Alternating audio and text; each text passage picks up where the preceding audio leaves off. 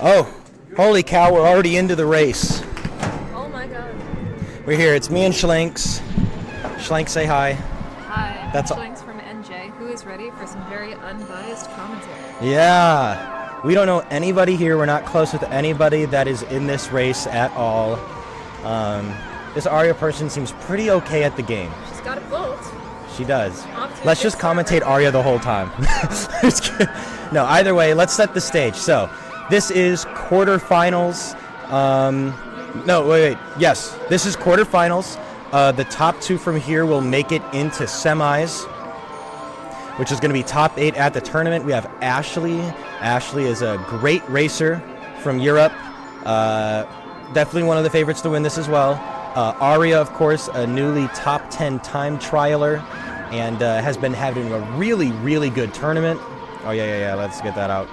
Just backspace it. What do you want me to put on it?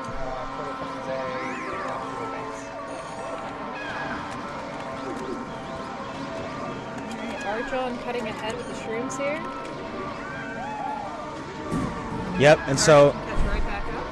absolutely. And then we have Dan, of course, number 2 in the world in time trials, former world champion many a times, and maybe the favorite to win the tournament is in this round as well. They should probably make it through, but, you know, I think we've seen weird things happen. And then Rjohn, kind of out of nowhere, had a really good round to make it in to quarterfinals. Beat out Jed. Ashley could not get away from the reds. Yeah, and this golden shroom, and the golden shroom runs out. Ashley's going to need a really good item. Triple reds isn't going to do it. But yeah, Rjohn kind of out of nowhere, and you can see here, having a nice showing here with 2 points. We'll get to Rjohn in a second. Let's do these. Player 1, that's 0. Aria won that, right? Yes. Right? Wait. Aria, you're player 2, right? Yeah. Yeah. And then Dan got 1.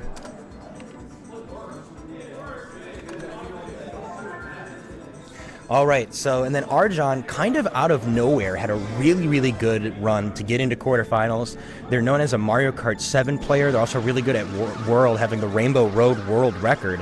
But they're kind of a Mario Kart specialist, able to do just really well overall. And we see Dan there with an interesting strategy. A couple people need to spin back for items. Yeah, just like getting items and then spinning back to get another set of items. Moo Farm is very RNG dependent because it's such a short track without a lot of crazy things about it. If you get a speed item that can go through the moles on lap 3, you're probably going to win the race. So this is known as one of the main RNG tracks, but I still think there's a lot of skill in deciding when to take tighter lines through the moles, navigating through the hills and stuff like that. The start bolt combo, holding the start and double up on 4th place. Yep. That's a great strategy.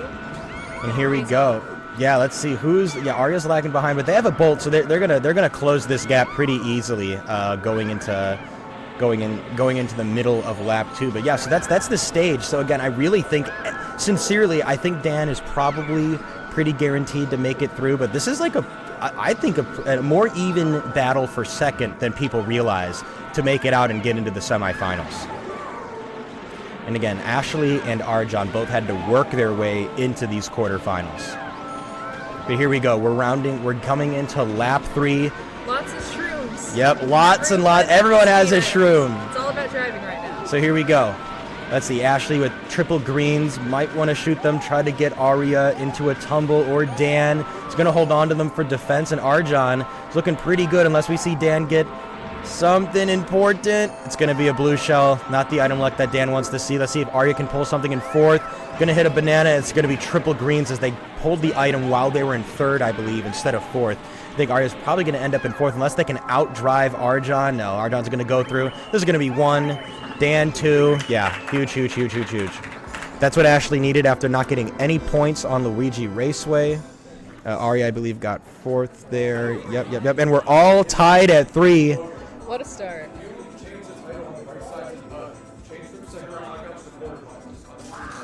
Oh, I see what you're saying. What? Is it top right? Oh, yeah.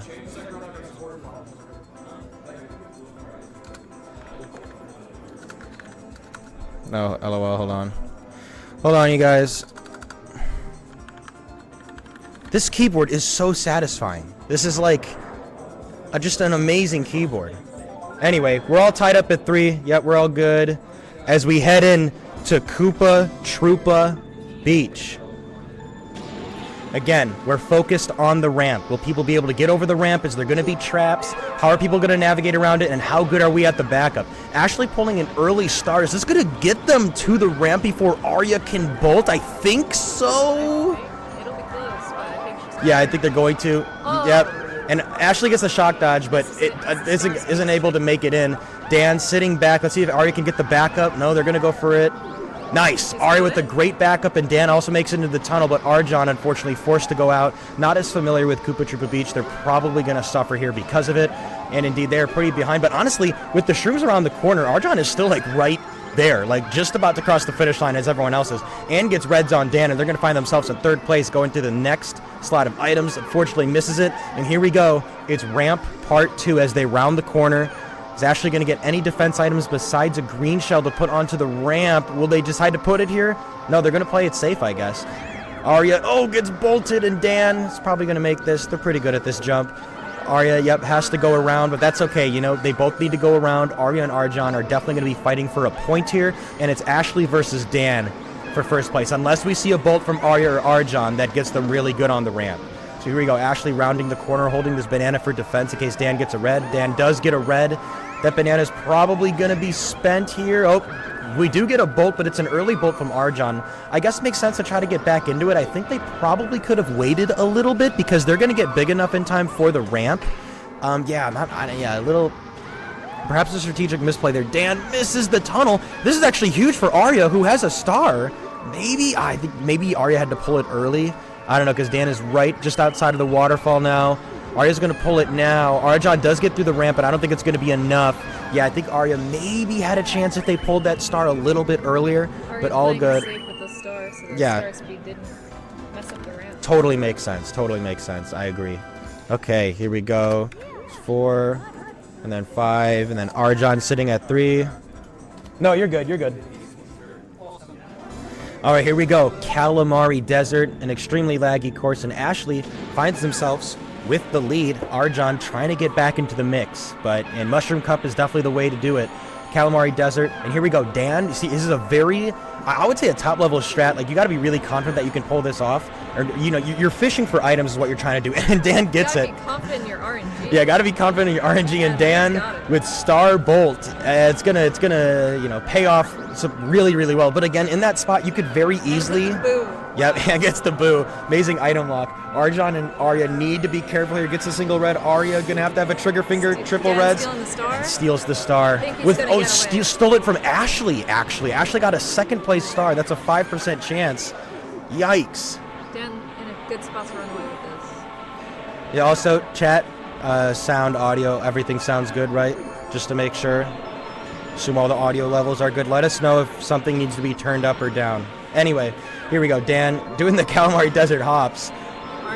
Look at that, the time trials line. What a try hard. Aria needing to figure out a way around these reds before Rjohn throws them. Yeah, I don't think Rjohn will when Ashley is so far ahead with the star. Audio's perfect. Awesome.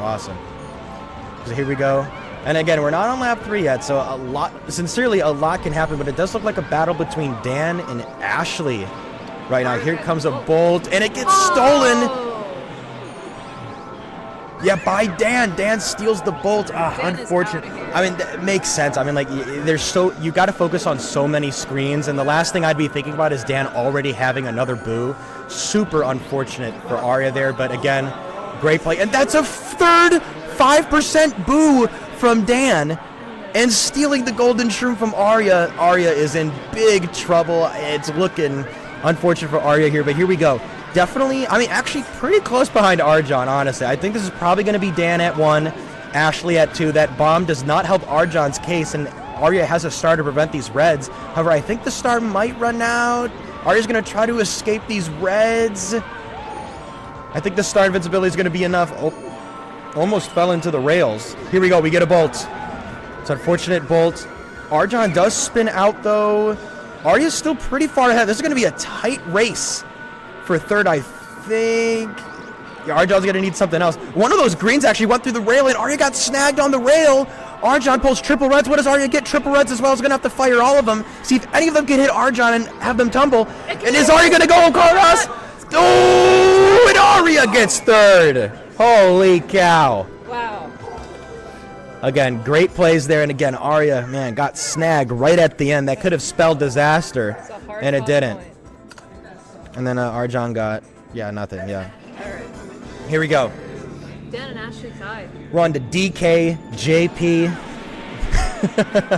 Ashley, known as the DK JP queen on this course. Really, really good at driving this course. I mean, I was ahead of Ashley going into lap 3, and Ashley kicked my ass in the cave. I mean, Ashley just knows how to drive on this course. But Aria, with Dan falling off, but Aria also has a really good time on this course, time trials-wise. This course is all about driving. There's lots of items on this course. It's a really interesting track, but we have a bolt. Now, we got to be careful with this bolt, of course, because if you go into the grass and get hit by one of those Kiwano fruit, then you do get smushed by it. I don't know why, but they decided, and Aria with the bolt steal from Rjohn and is in first place. This is huge. Yeah, Aria can now just go across the ramp and bolt everyone else trying to get to the ramp. No one's even close to the ramp, though. Here we go. Rjohn trying to keep control of his kart. Here we go. And Aria's just going to wait for sure.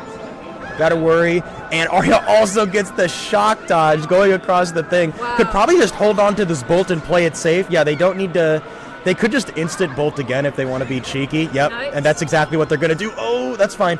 Aria. She's got all the time. Yep. Okay, so let's lock in. I think Aria's probably running away with this. Let's lock in on the battle for second right now between Dan and Ashley. Dan with a nice start. Ashley having a little bit of trouble on that ramp part. That little, I don't even know, ledge. Rjohn makes it through. Yep. And hey, honestly, Rjohn's actually kind of right there. If Rjohn gets a nice speed item, yeah, they're close. Yeah, really good save from Aria. So here we go, Dan. Probably just going to fire a back green here. Trip reds for defense. Rjohn with the start to try and catch up. It's going to pull it.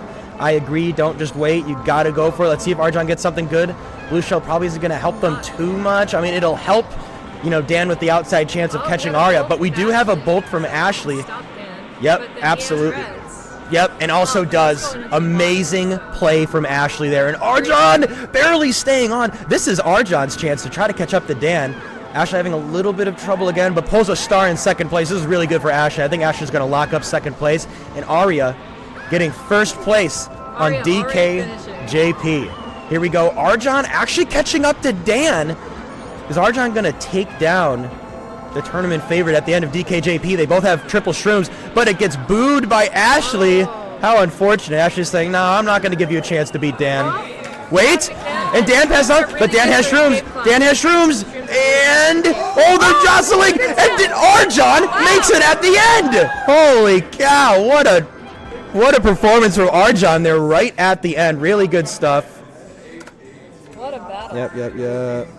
8, and 4. Rjohn squeezing out, and again, Rjohn needs all the points that they can get. We're almost done with the first half of this round. Rjohn needs some points. However, they're still only 4 points behind second place right now. So here we go. This is a real. What's interesting about this is there's like 3 item boxes right next to each other at the start. I think a lot of people do like to try and sandbag for an item, and Dan gets the bolt before Ashley's able to use the ghost. And here we go, Dan making the Yoshi jump as always. I mean, I don't think I've ever seen them miss one of those crack jumps, honestly. And the bolt also forces them to go around. Here we go. Yep, Ashley has a boo. Gonna use it. I'm not sure why. Ashley was, I guess, the bananas. Behind, so she can just get a better item from Yeah. pulling the box. Yeah. At that point, when you're in fourth, you don't really want to do anymore. Yeah, it's fair, actually, yeah. Maybe they could have pulled something else, but yeah, I agree. I thought they were a little bit farther ahead. But let's see, here we go. Dan clearly in first. Ashley's actually in second now. Ashley's in second. I don't know if Rjohn took a different line or if Ashley was ahead. That red's going to actually kill the banana, so Rjohn doesn't run into the banana. Aria runs into one of the fake item boxes. Rjohn runs into the banana. Yep, Ashley gets the hairpin. Dan very far ahead. Here we go. Aria and Rjohn going for the hairpin, and Aria unfortunately misses the hairpin, and Rjohn is going to move ahead. Here we go. Yeah, now, yeah, all of them are pretty spread apart right now. Dan's going to take this risky route. I'm not really sure why Dan is doing that, but Aria falls off, unfortunately. Here we go. This is again a chance for Rjohn to get some items or to get some points. Yeah, Ashley can just really play it safe here, but Dan falls off. This is a chance for Ashley to be in first. Where is... Wow, yeah, no, Ashley's in first right now, heading into the end of lap 3. Rjohn with a star. I don't know if that's going to be enough. Yeah, Aria is kind of out of the picture. Now, Rjohn, okay. So these reds, I don't think that red's going to hit. This red might hit. And it hits Dan, but Dan does not fall off. Rjohn with the star is going to have to outdrive Dan in the final leg. Can Rjohn do it? Here we go. We got a star. Dan with triple shrooms. I think Dan's going to be ahead. It's too much. It's too much speed. And Aria, unfortunately, not getting any points on her home course, Yoshi Valley. Here we go. That is 8, 10, and 5. You're good. What? Yoshi Valley plays no favorites. Yoshi Valley plays no favorites. Here we go. Banshee Boardwalk. We're worried about bananas. We're worried about everything that can tumble you over the side and bananas that get you to go into the water. Aria not able to get items in 4th place. Ashley with a boo again. Lots of boos this round so far. Absolutely. Like right here where they're all going on this S part of the course and Rjohn falling off without getting bolted. It's tough, and especially if you start to spin out. I mean, it's scary. You're also on edge, which can affect your driving. Like, you're scared to spin out. You're thinking about that way more than you would be in something like time trials. Dan runs into what I think is the worst bomb in the game. That stupid circling bomb at the end of the bat house is such a demonic little bomb. I think I hate it. It is it circles, it makes you nervous. I hate it. And I always hit it. Maybe that's why I hate it. Maybe I just suck. Yep. Here we go. Yeah, Ashley's having a really good round right now. 13 points. And Aria with 8 points, 2 points behind Dan. Here we go. And Ashley falls off again. And just like Schlenks was saying, the bolt is devastating on this course if you're not careful, if you're not watching the other screens. You have to be adamantly watching the other screens. Worried about the bolt. Hate that pillar. Yeah, super unfortunate. With the console lag, it can be pretty tough. Yeah, that pillar is super duper frustrating. Here we go, Dan rounding the bend. What I find is that the best drivers usually are pretty ahead on this course. Like, I don't know what it is. I just feel like the best time trialers are usually ahead on this course. There seems to be a big skill gap on this course. And we're seeing it with Dan being pretty decently ahead. This red from Ashley isn't going to hit Dan, so they can just hold it unless they want to cycle items. They probably will take triple greens. Aria hitting something. I'm not sure what it was, but needs something big to make a comeback here as Rjohn is rounding the bend right behind Ashley.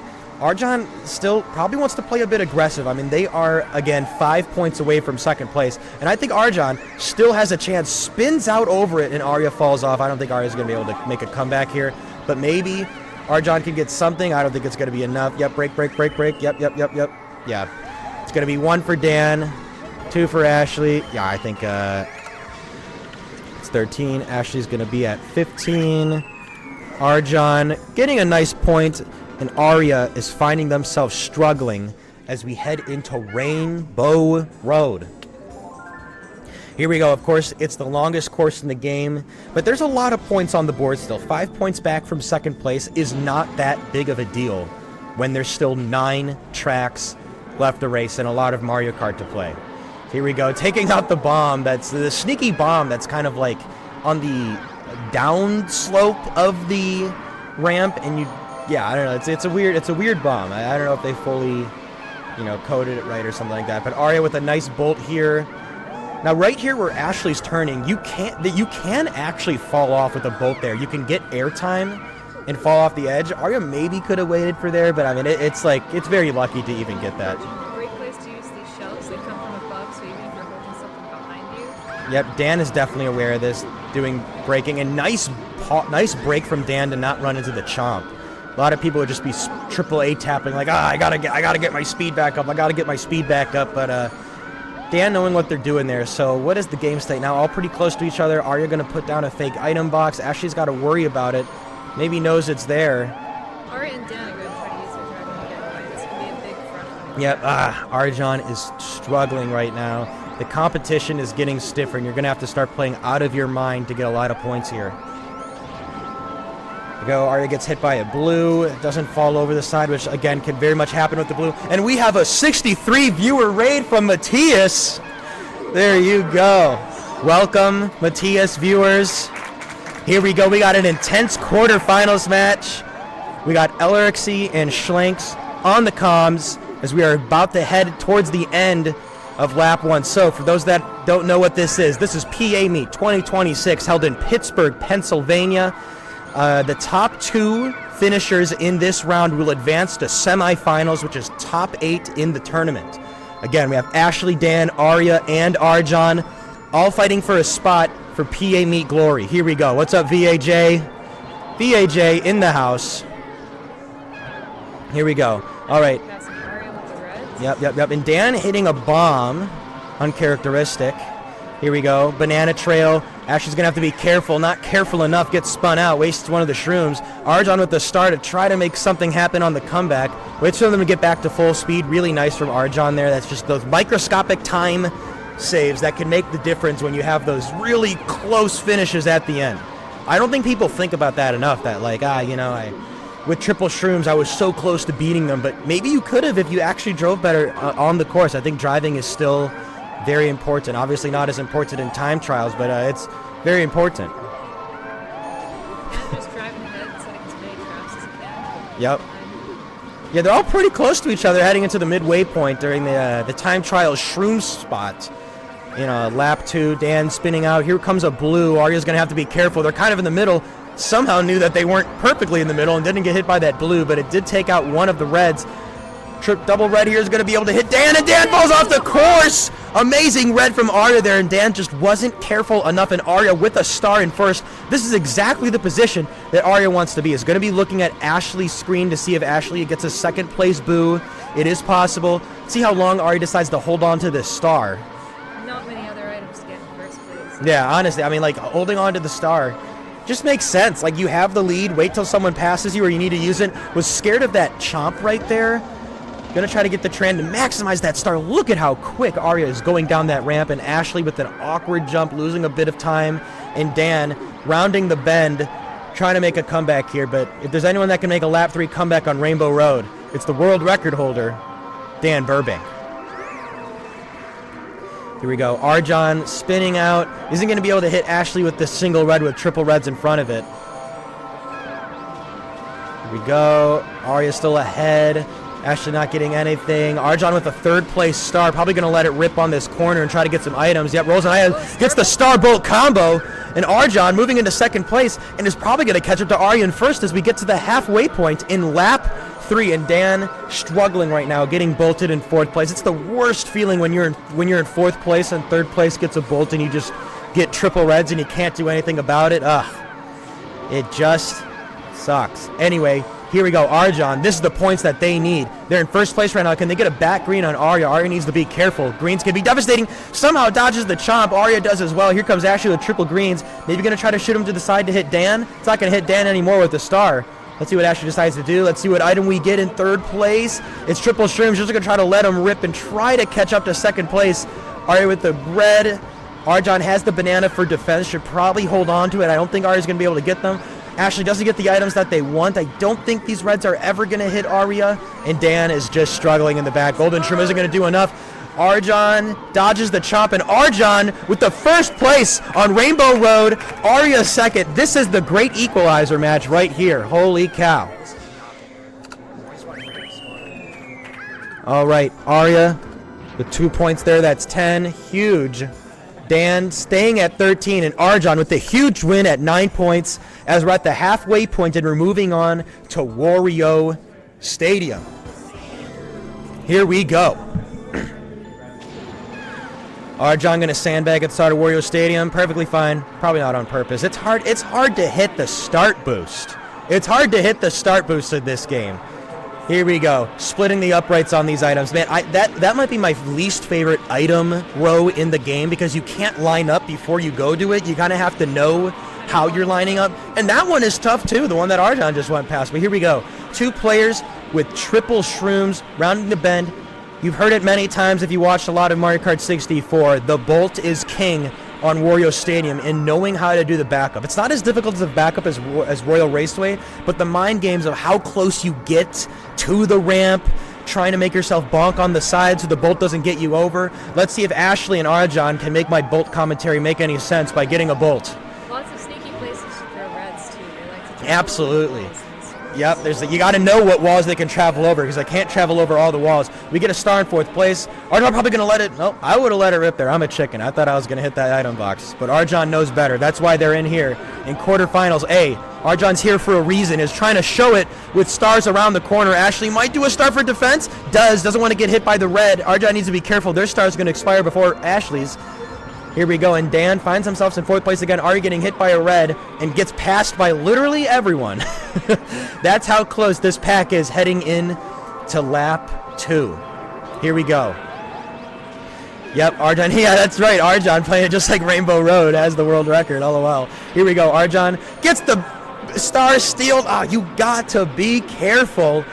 Dan with the star as well, but Ashley with a great boost steal. Again, it's a thing that you don't think about too much. When you have a big item, you gotta worry about people getting a boo and knowing when they're getting items. And sometimes, before they can even roll the item, just letting the star rip, if you don't trust your trigger finger, just letting it rip can be really, really big. So yeah, we got 2 stars. Dan with the star in 2nd place and Ashley with the star.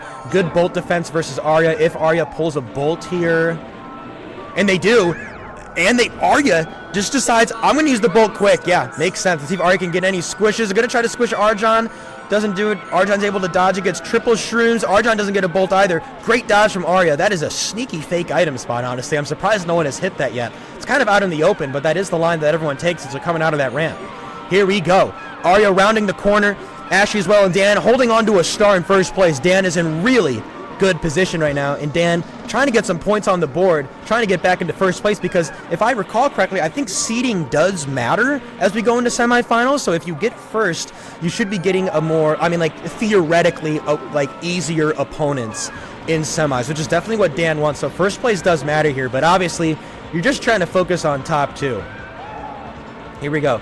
Yeah, Dan and Ashley holding on to stars in 1st and 2nd. They're pretty likely to end up in 1st and 2nd with stars here. Dan going with a swaggy drift on that turn.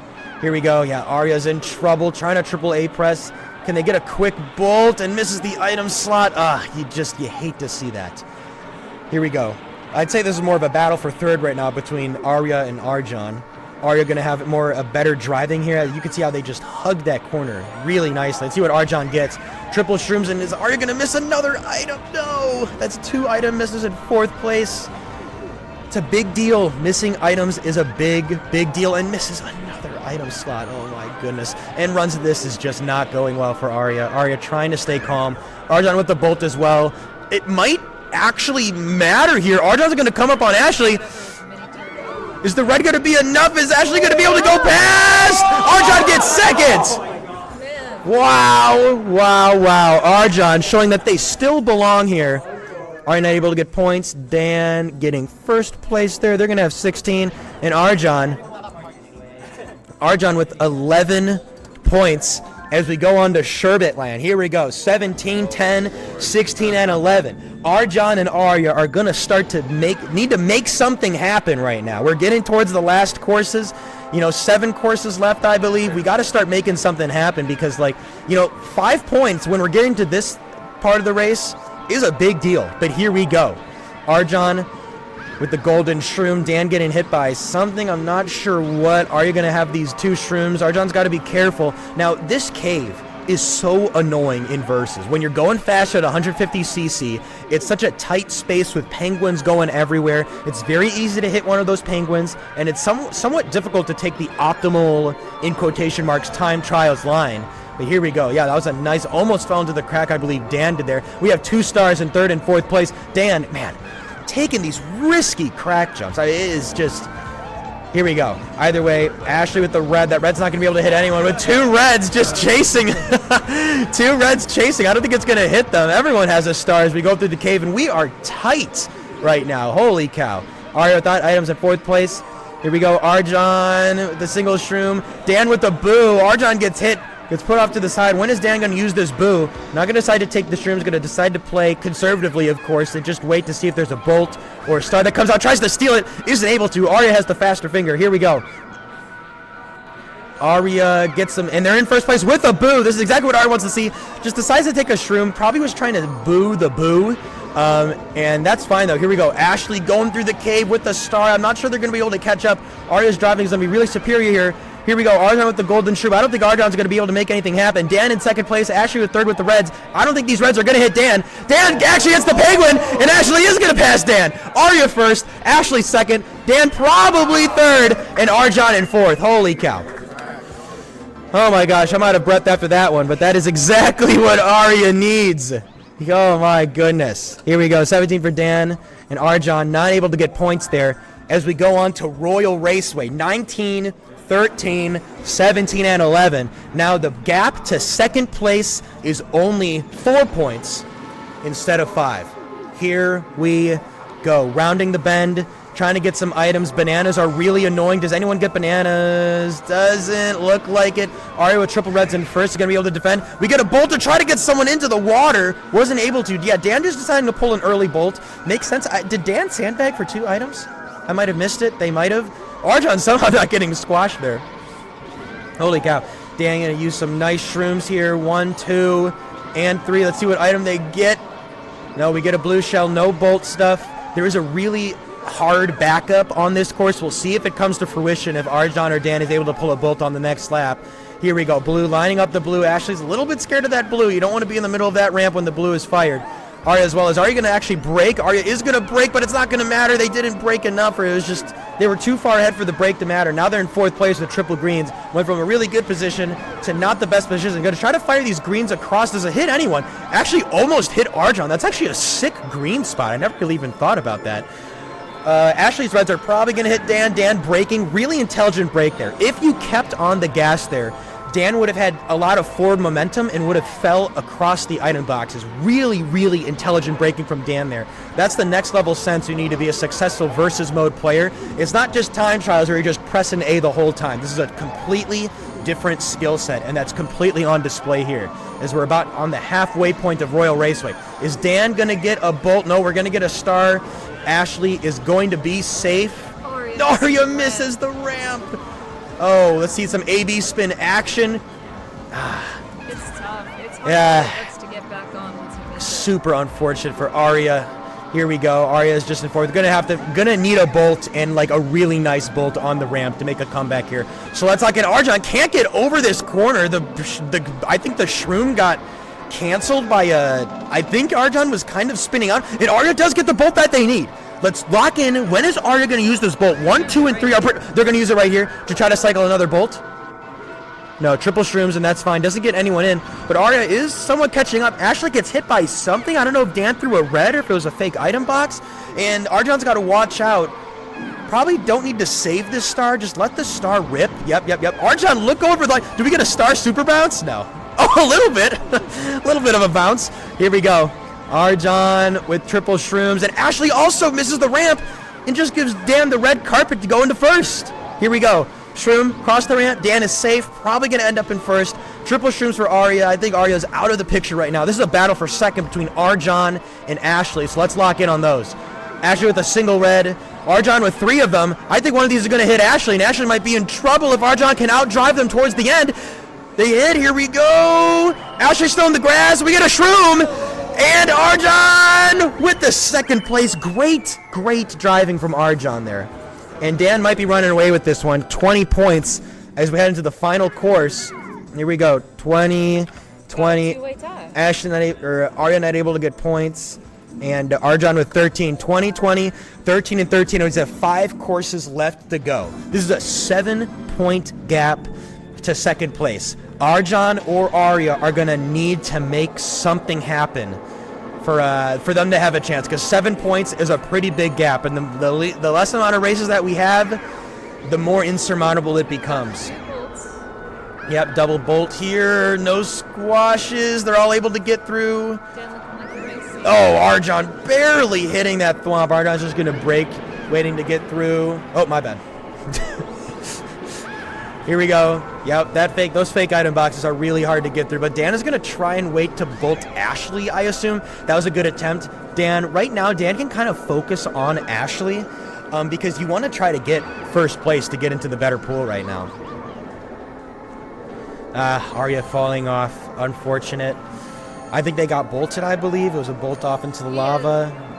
Well, she was already bolted. I think that she just might have tried to jump and the console lag might have just prevented it. Got it, yeah.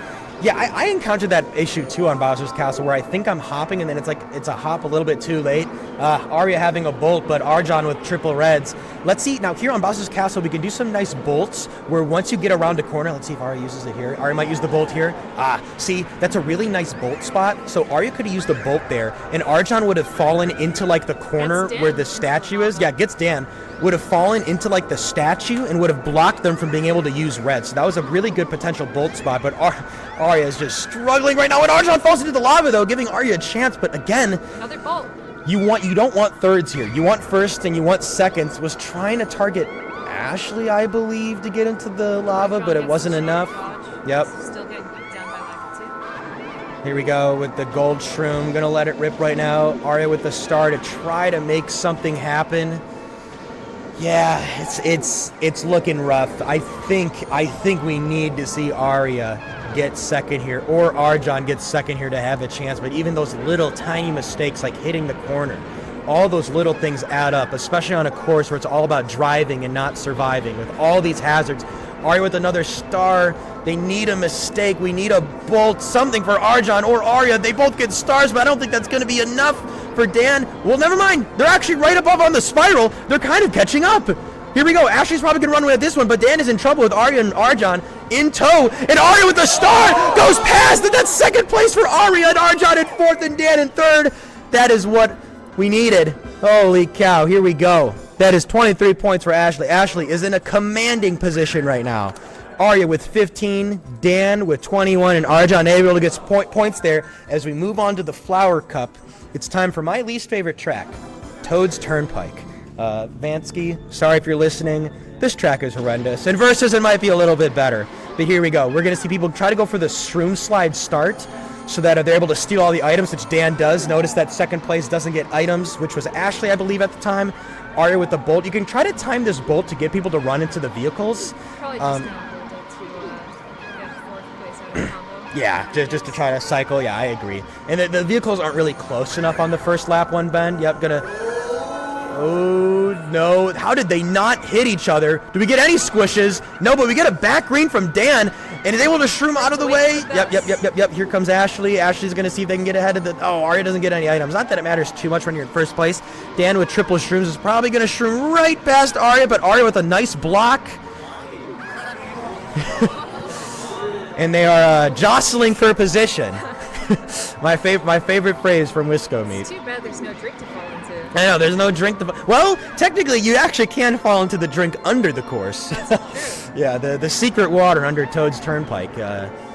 Here we go. They're all getting items, except Dan isn't able to get any items. He's able to get Ashley with the red, but that doesn't matter. Ashley's going to take back the lead right away with the star. Dan getting out of the way. He doesn't want to get hit by a star because, again, if you get hit by a star, you can get hit into a vehicle, and you can kind of get, like, comboed where you get hit by a star, and then you tumble, and then you're not able to go fast enough, and then a car just kind of runs you over.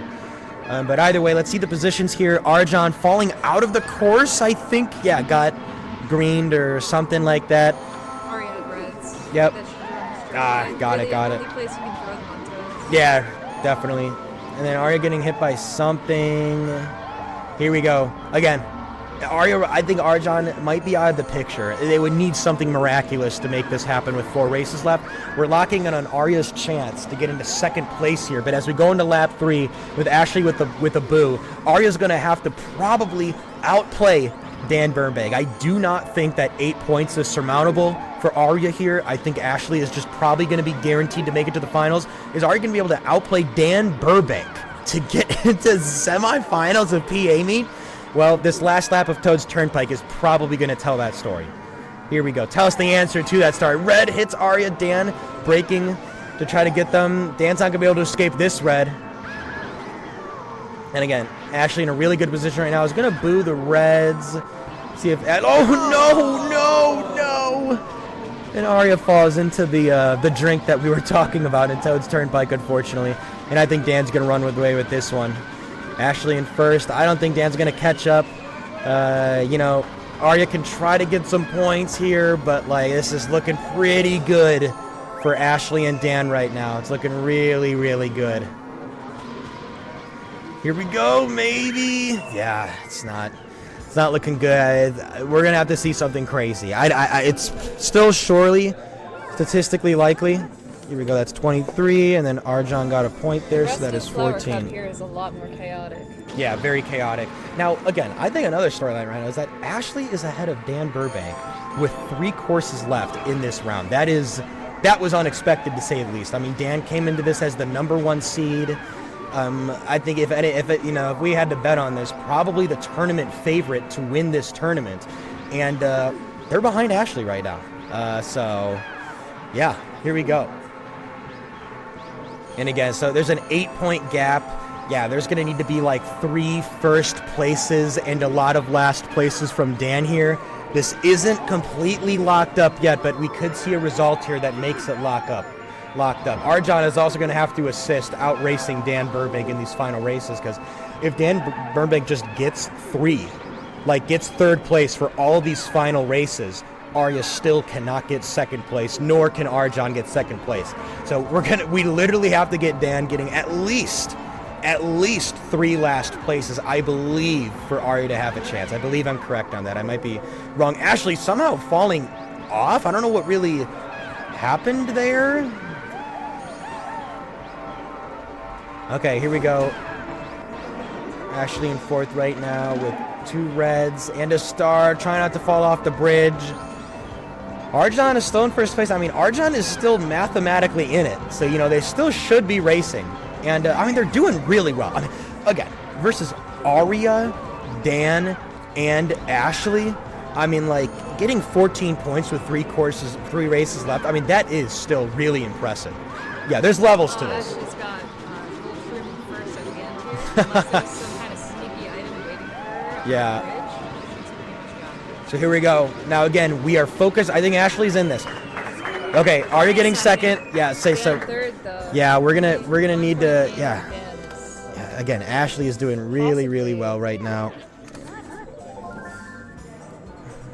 I think that's it. I think even if Aria gets 2 firsts, that's only 23 points. That's it. Yep. Like I said, I think Dan needed to get. I think Dan needed to get all lasts actually. Yep, so congratulations to Ashley and Dan. They're going to still race out these. They're still going to race out at the end. There's still technically a battle for the 1st seed. So there is still some stakes. There is still some stakes for Dan and Ashley right now. Like, Dan probably does want that 1st seed. But all Ashley has to do is not get last twice in a row. Yep. She's got it, though, Yeah. so And again, super impressive from Ashley. I mean, really, really impressive. I mean, again, like, just really impressive. And again, the item luck is a part of this, right? I think items do play a bigger role than people want to admit, but at the end of the day, even with all this item luck, the top players usually end out on top, right? It's like poker, like there's a little bit of luck, but like at the end of the day, good poker players are good poker players, and you're usually going to end out on top. So I think Ashley should be really, really impressed with themselves here, that they're even in this position to very, very likely. And Aria with the 6 shroom gets redded. But I'm calling that the Jed shroom now. I mean, yeah, Jed at the end of yesterday, that was so sick. That's the Jed shroom right there. That's so sick. That was such a sick ending yesterday. Are the semi-spots predetermined like indicated on the spreadsheet? No. So they're fighting for semis right now. Well, they're wait, what do you mean? Wait, no matter the points. Are they? Wait, what do you mean? I think, yeah. I think, well, like, if you get first and, like, obviously Ashley and Dan are automatically in semis right now.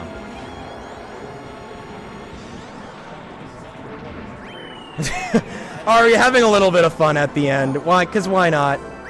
Dan getting first, and Ashley has guaranteed themselves the 1st seed, I believe, as we go into Mario Raceway.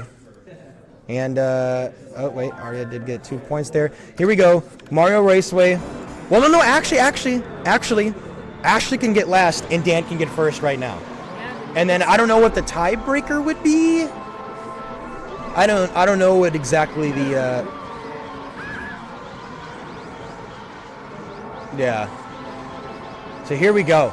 And I'm not sure what quarterfinals race is next, but if I'm not in the next quarterfinals race, I'm down to commentate the next quarterfinals because this is exciting stuff.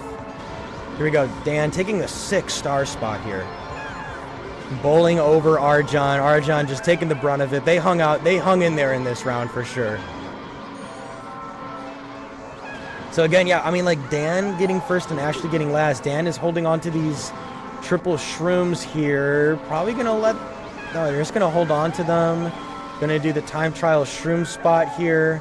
Probably going to let another one rip here. Yep. And Aria trying to get them with a banana, but can't. And Ashley's in 4th. Hold on a second. This could get interesting. Yeah, I mean... Yeah, no. Yeah, I agree. People were talking about that. You could kind of avoid certain matchups if you want. I agree. But I don't know. I forgot what the other solution would be. Yep, and Ashley's in last, but has a bolt. Here we go. But there's a big gap. But that's going to help. There we go. That's going to help for Ashley, and Ashley's going to lock up the first seed. Wow. That's it. Wow. Congratulations, Ashley. Beating out really tough competition. Man. What a round. And again, Ashley had to fight for their spot to get into this position, right? Dan and Aria were the ones that were automatically in the quarterfinals, so consider that a seeding upset there that Aria was beat by Ashley. And Rjohn again. Shout-outs to Rjohn hanging in there with 14 points against this group. I mean, that's great. That is sincerely something to be proud of, that Rjohn was even in this position and made it into quarterfinals. So, yeah, bam. That was it. What a round. What a round. What a round. Hope you guys enjoyed that one. We counting down? 3, 2, 1, go! Here we go. We are in quarterfinals B. This is going to be a heater. Again, SkarFace, Jessie K, Climatee, and Gray fighting for glory here again. As we see on the stream, top 2 advance in the semifinals. Top 2 advance in the semifinals of PA Meet 2026. Let's give some background on the racers as we usually do on Luigi Raceway. SkarFace, a Mario Kart 64 shortcut specialist, also really good at time trials, is finding themselves in a doozy right now because these other 3 racers are really, really good. SkarFace made it here for a reason. They know how to drive, but Versus is definitely not their specialty, unlike Jessie K. Jessie K, one of the best Versus players in the world, I would argue. One of the favorites to win this tournament and definitely a favorite to make finals. They're extremely talented, really good as an online player. Came all the way from Washington, I believe, to be here at PA Meet 2026 and show that they're not just good online, they can also kick ass in person. Now, we got Climatee, really good in time trials and a Versus specialist. The VA Meet attendee did quite well at VA Meet. They're trying to fight their way into semis. And then we have Gray here as well. Gray, really good at time trials, kind of came out of nowhere on the scene and has been grinding Versus recently. I think someone said they have had 100 matches in the month of February of Versus. They have been grinding Versus, and it's obviously paying off because they're here in quarterfinals and honestly are probably one of the favorites to make it out of this. I think Jessie K is probably likely to be in first out of this, and this could be a battle between Climatee and Gray for second place. SkarFace is going to have to play out of their mind. So there you go. The stage is set. He's going to the final turn of Luigi Raceway. Jessie K in an amazing position is going to be in first place with the star right at the end. Climatee driving well. I think Gray's going to be in third. 1, 2, 3, and 4. Here we go. Jessie with 4. Climatee with 2. And Gray with 1. And Gray deciding to use Luigi. It's a new character choice for Gray, I think. Used to be a Bowser defender, then they used Peach. But all these other people are known for using the characters that they like to use. So here we go. Moo Moo Farm, again. RNG heavy track, but driving does matter. Here we go. Gray firing off some reds. I think one of them hits Climatee, and Climatee is able to get a banana out just in time to block the other one. Again, really quick on rolling those items. That's why using the Z button to get the item roll to end early is super duper important. So here we go, Climatee with the banana at first, and no one else has even crossed the finish line yet. Holy cow. The dang wins get 4 points now? Okay, you guys got me, LOL. Here we go, what's up Denvar? Denvar, unfortunately you couldn't make it here. Another great versus player, but here we go. Heading into the midway point of lap 2, SkarFace with the bolt. When are they going to use it? Not going to let Jessie K get a shock dodge unless they don't time this right. Comes Jessie K hugging the inside of the moles. They're going to keep hugging the inside. Unfortunately gets hit by a mole, but the bolt brings them back down to the farm. SkarFace in second, Climatee going to drop some bananas. Has a pretty good lead, but Gray has something to say about that, firing off a blue. But Climatee maybe breaking, and now SkarFace gets hit by the blue and is about to get hit by a red. Great play from Climatee, and Gray also gets a bolt. This is going to be big. Climatee has reds. That might affect Gray's bolt usage. Gray's going to let the bolt rip right now. Let's see what item they can get, if they can get some defense from Climatee, or if they're just going to play it safe. Gray's just going to go through the moles, super aggressive. He's down first, but he's going to get punished for it with some reds. SkarFace is rounding the corner with triple shrooms. I don't think that's going to be enough. I think Gray's going to get second. Climatee with first, Gray second, and a bolt is going to make Jessie K stay in fourth place. So there you go. SkarFace gets on the board. Climatee having 5 right now because they got first. And no, you guys are good. You guys are good. Yep. I'm quick with it. I'm quick with it. Here we go. Koopa Troopa Beach. Honestly, this might be my favorite versus course. I think this course is extremely skill intensive with the ramp, knowing how to do the backup. I think shell play is really interesting. Here we go, Jessie K going really wide on the gold shroom, which makes sense because you don't want to get hit by the red from Climatee. That red you could get hit by the red before going over the ramp and then not have enough momentum to get over it. Here we go. 1 hit, 2 hit, 3 hit, 4 hits. That's why all these people are in quarterfinals. They know how to get into that tunnel. If you have to go around, it is a lot of time loss, and you're probably not winning the race with these people that know how to drive, know how to do stuff. Here we go. We get a bolt, and Climatee is running away with this right now. Still gets an item box as well. They're going to get a green, but unfortunately tumbles on the edge of that polygon and gets hit by a blue. Climatee's lead with the bolt is now, they didn't even barely get that much stuff out of the bolt.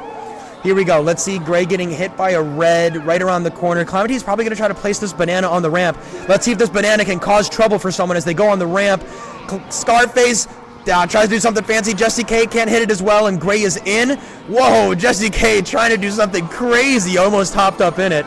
Here we go. Gets a star. Jessie K is just going to be fighting for a point right now. Makes sense. Just confirm that you can get a point. Don't try to get the backup when it's unlikely you catch up to second place anyway. Here we go.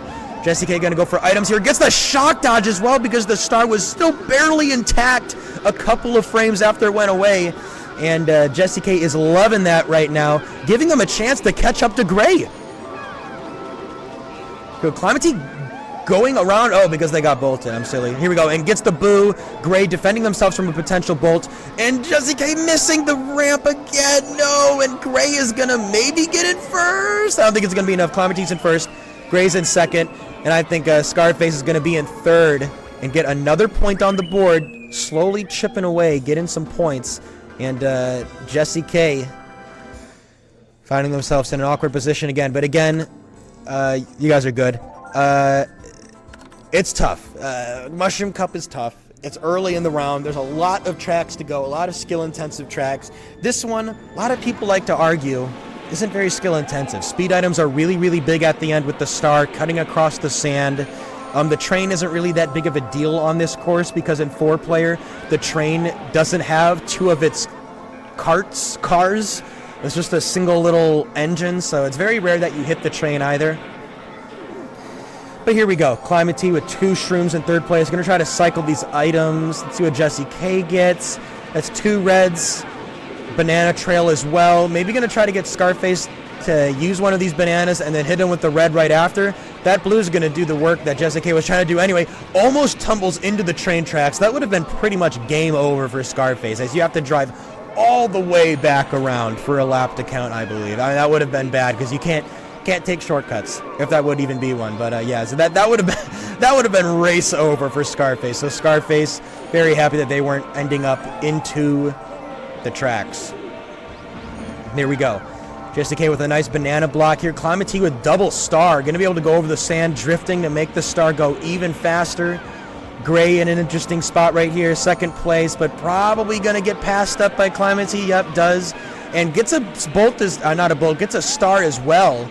SkarFace bumping up against two players that have stars. Risky business. Here we go. Gets hit by a banana, is able to break in time.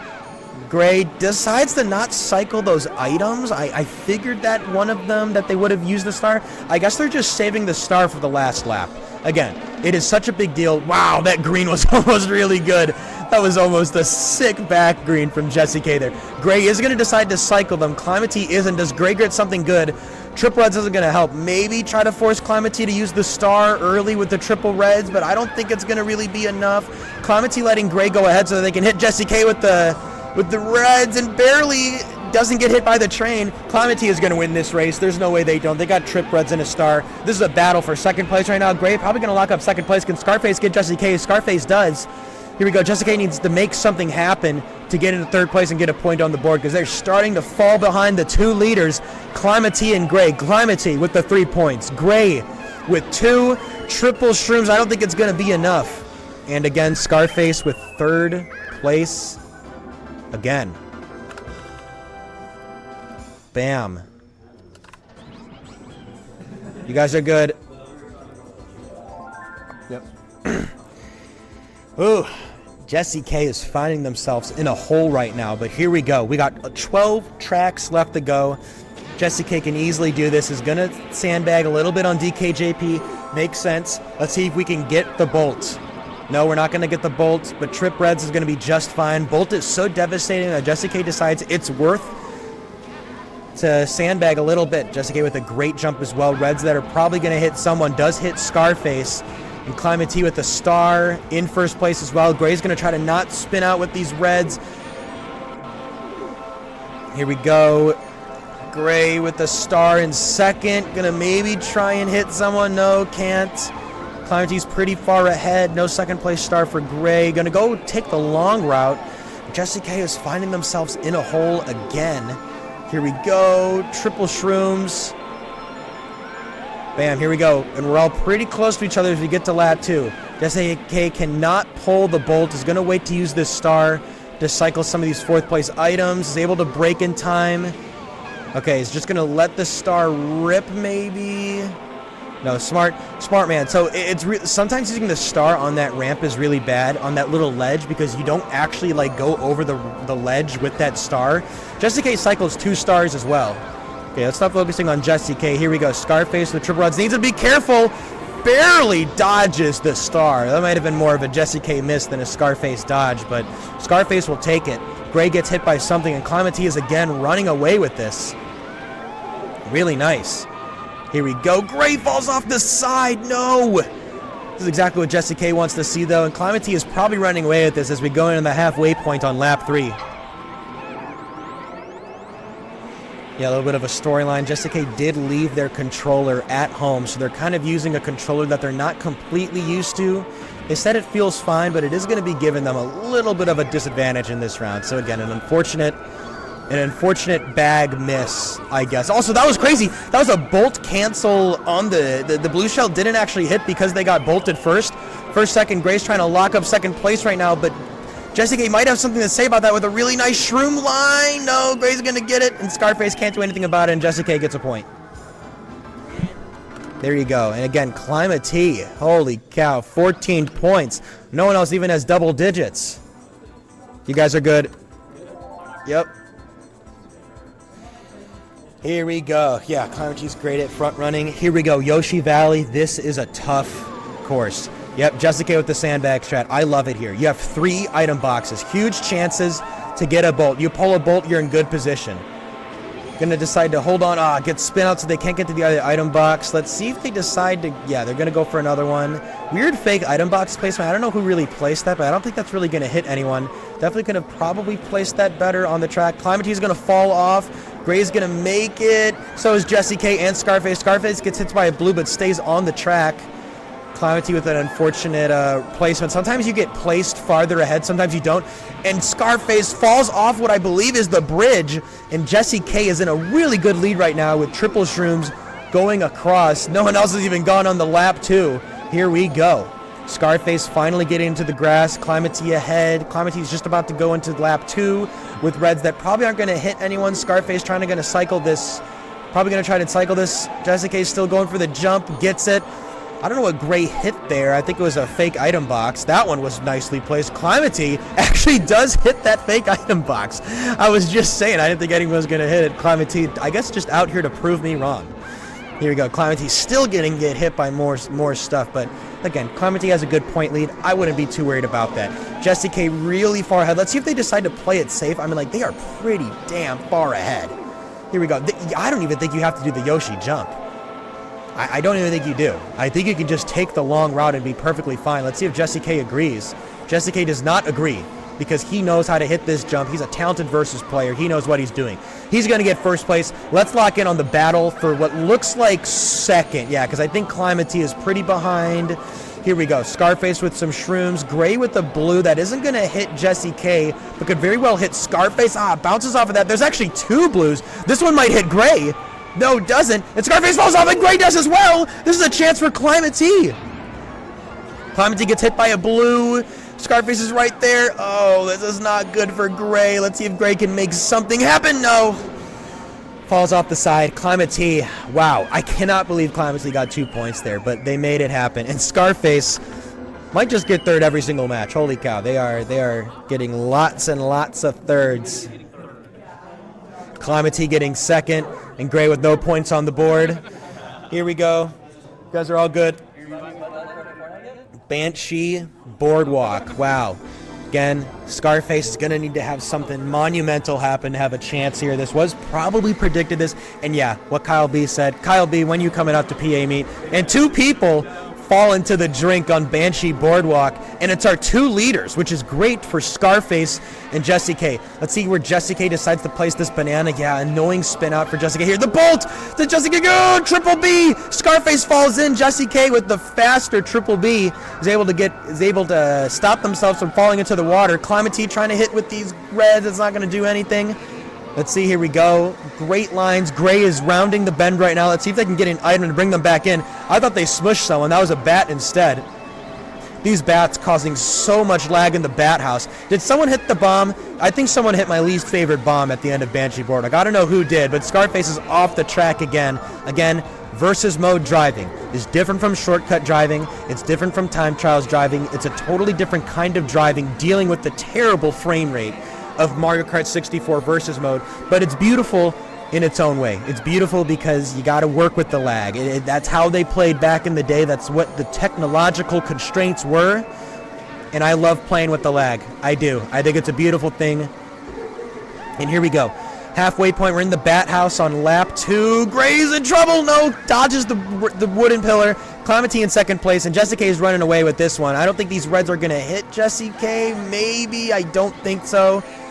Climatee's going to fire them anyway, just to cycle items, because why not? Jessie K with a great tight line around the corner, and Gray with the star to make something happen. SkarFace is probably out of the picture, but can play spoiler with the bolt. Here we go. Gray's going to cycle with the star. Can they get something that they need? They get 2 stars. That's probably going to help them catch up to Climatee. See if Jessie K can stay on. Dodges the banana. Great driving. Here we go. Gray needs to be careful. Has another star. Maybe going to use a star to round the bend, or they're just going to save it to the end, maybe just right before they hit the last item spot in the bat house. And Climatee somehow doesn't fall into the water. I don't know how they did. Weird spin out with the pillar. And I think Gray is going to run away with this with a star in second place. This is exactly what Jessie K needed. Holy cow, that's another first place for Jessie K. Let's not forget that he's the favorite. Gray in second place, Climatee in third, and SkarFace not getting third place.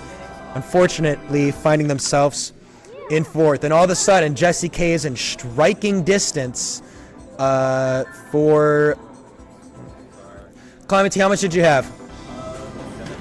Yeah, okay. Yeah, Gray got second. Yep. Gray got second there, right? Yeah. Yep, okay. All right. Here we go. We're on to Rainbow Road. A Kyleby, I see you.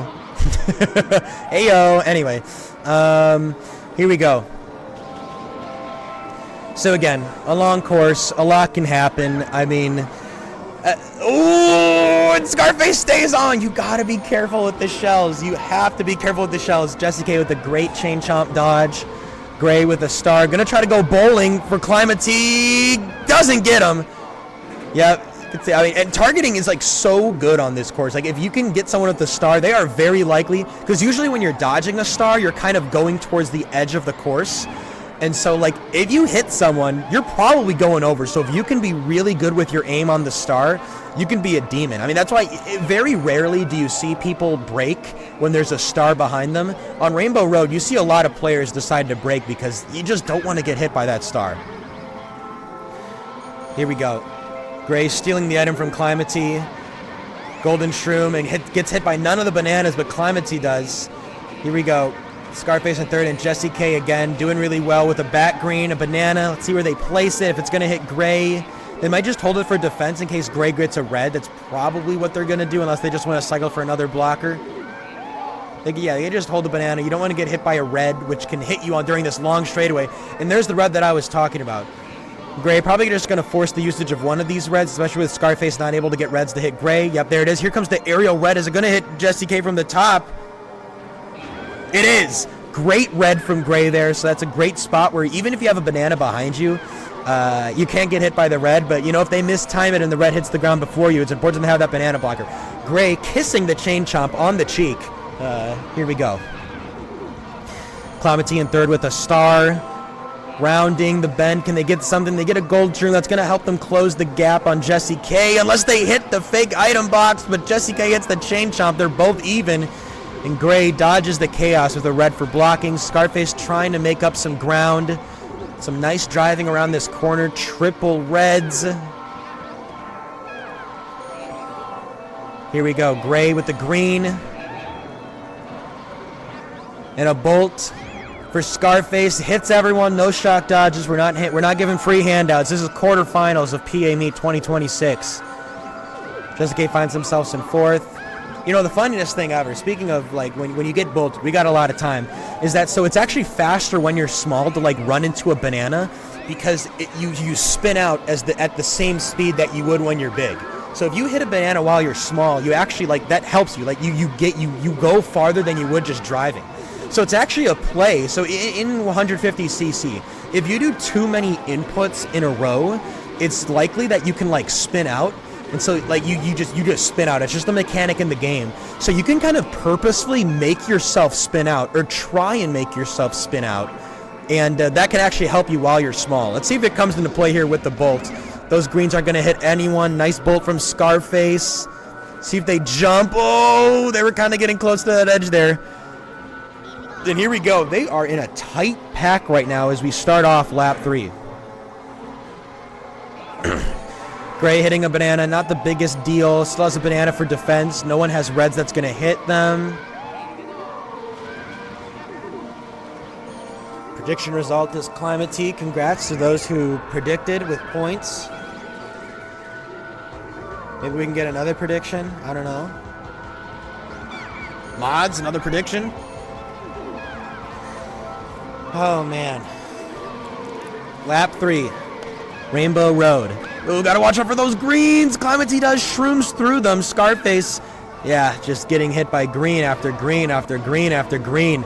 And Jessie K and Gray with stars are moving ahead of the pack as we get to towards the late half of lap 3. Because the time trial shroom slot, no one has a shroom to flex.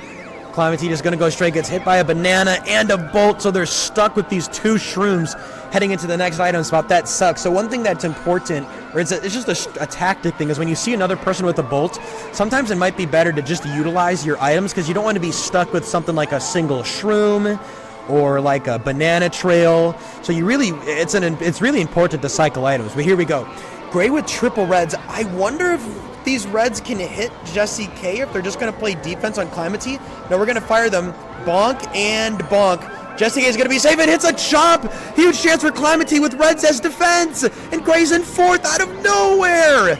First place for Jessie K, second for Climatee, and SkarFace in their favorite position, third.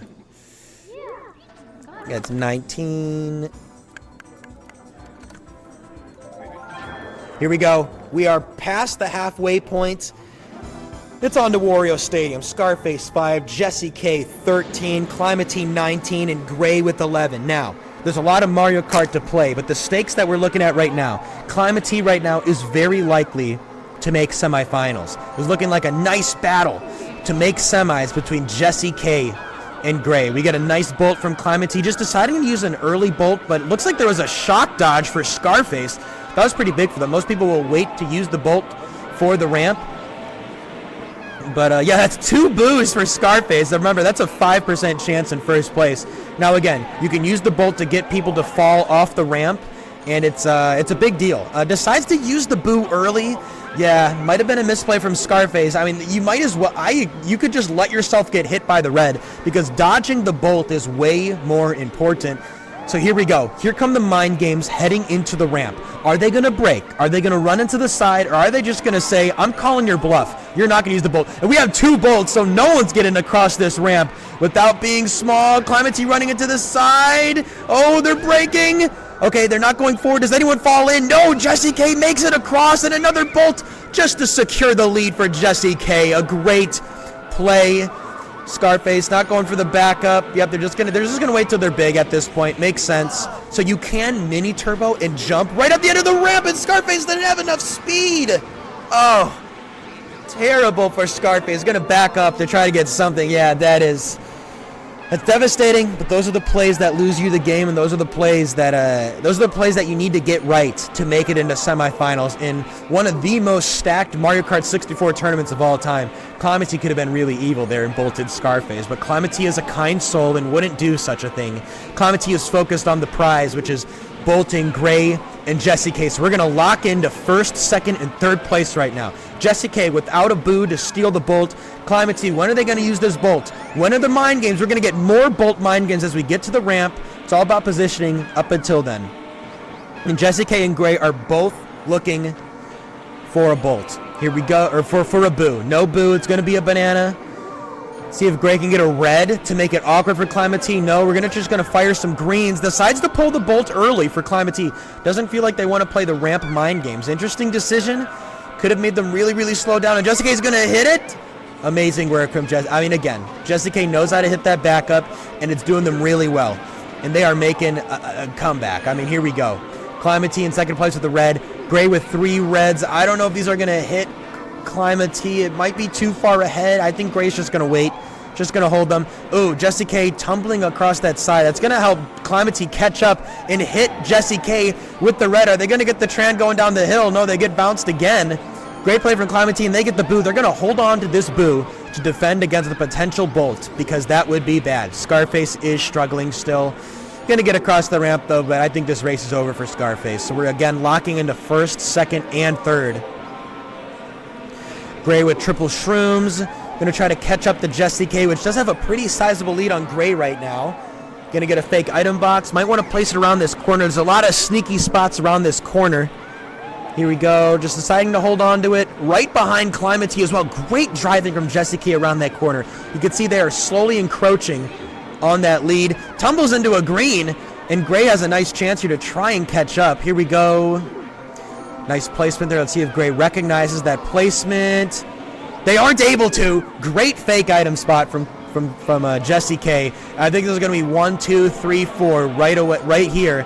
Unless Jessie K pulls a star or something, I think this is pretty clear what the finishing places are going to be. Unless Gray gets something. Nah, I think it's over.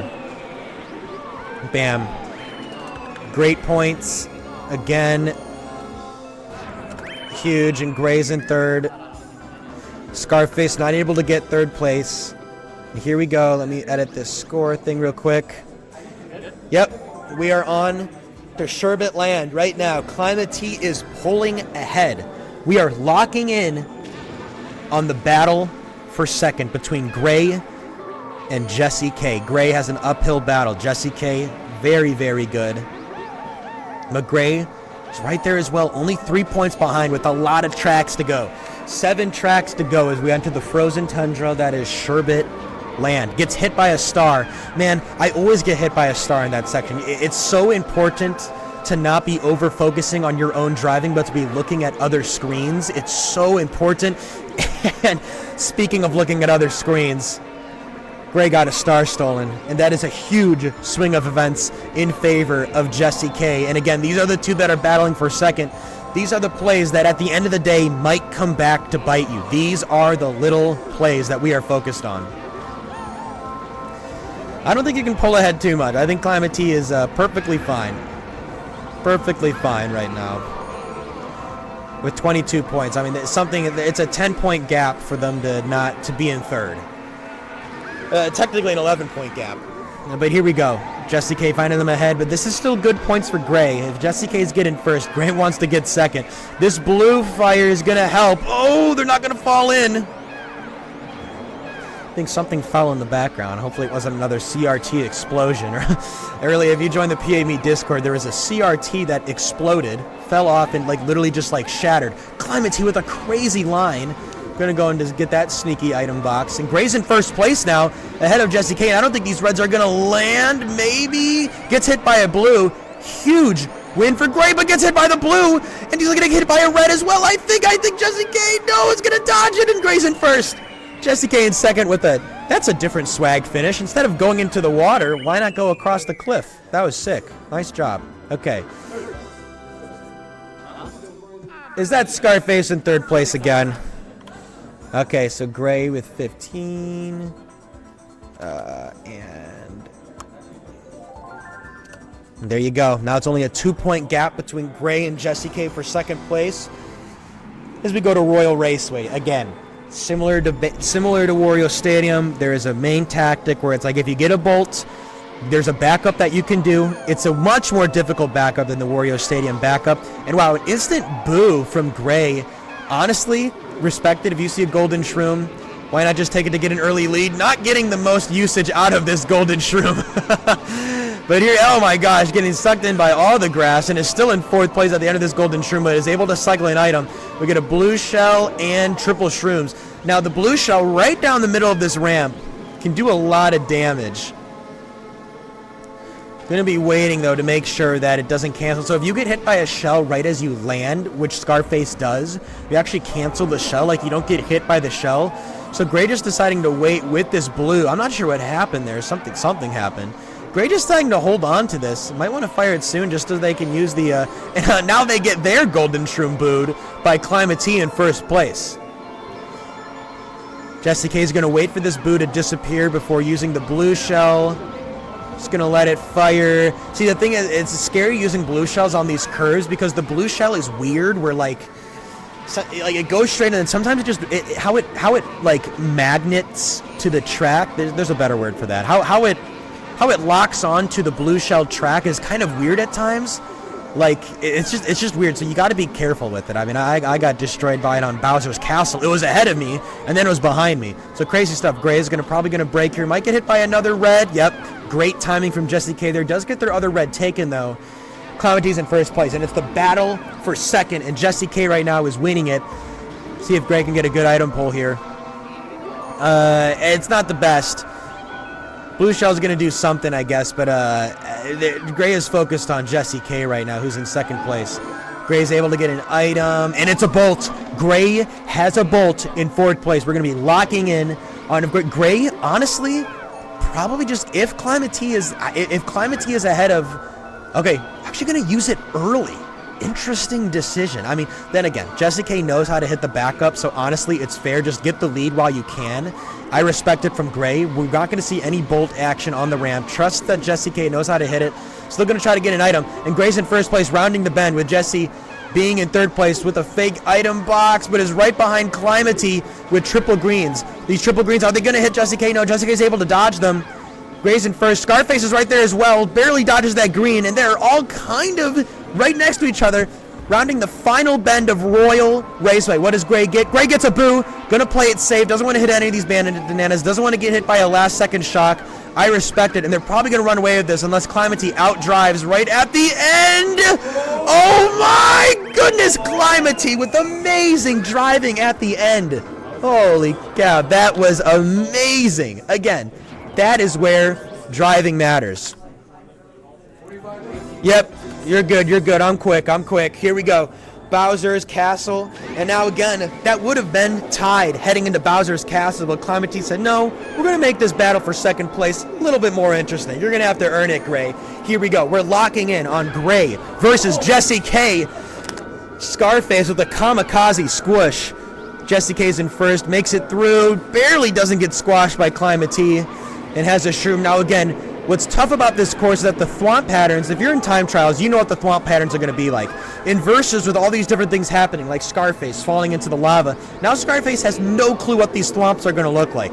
It's scary in the main room, but it's mostly scary in the sliding thwomp room because you're going so fast heading into that room that it's really hard to react to the first sliding thwomp, and you can lose a lot of time that way. Here we go, Jessica deciding to just cut across the grass, interesting, and then, falls into the ramp, and Gray gets a bolt. What a turn of events. Gray in second place with the bolt. I would target Jessie K if I'm Gray. Unless you just want to go for more points, you might want to get first place and just target Climatee. Jessie hitting a bomb. This is really good for Gray. Here we go, SkarFace just having trouble in Bowser's Castle, where it's more about surviving, not driving. Gray forced to use the bolt early because Climatee got a boo. Don't want to get that stolen, and ends up getting Jessie K in the process. Climatee with another boo? Or no, I think they just had the boo. Never mind. They just held on to the boo. This is really big right now. SkarFace with the bananas.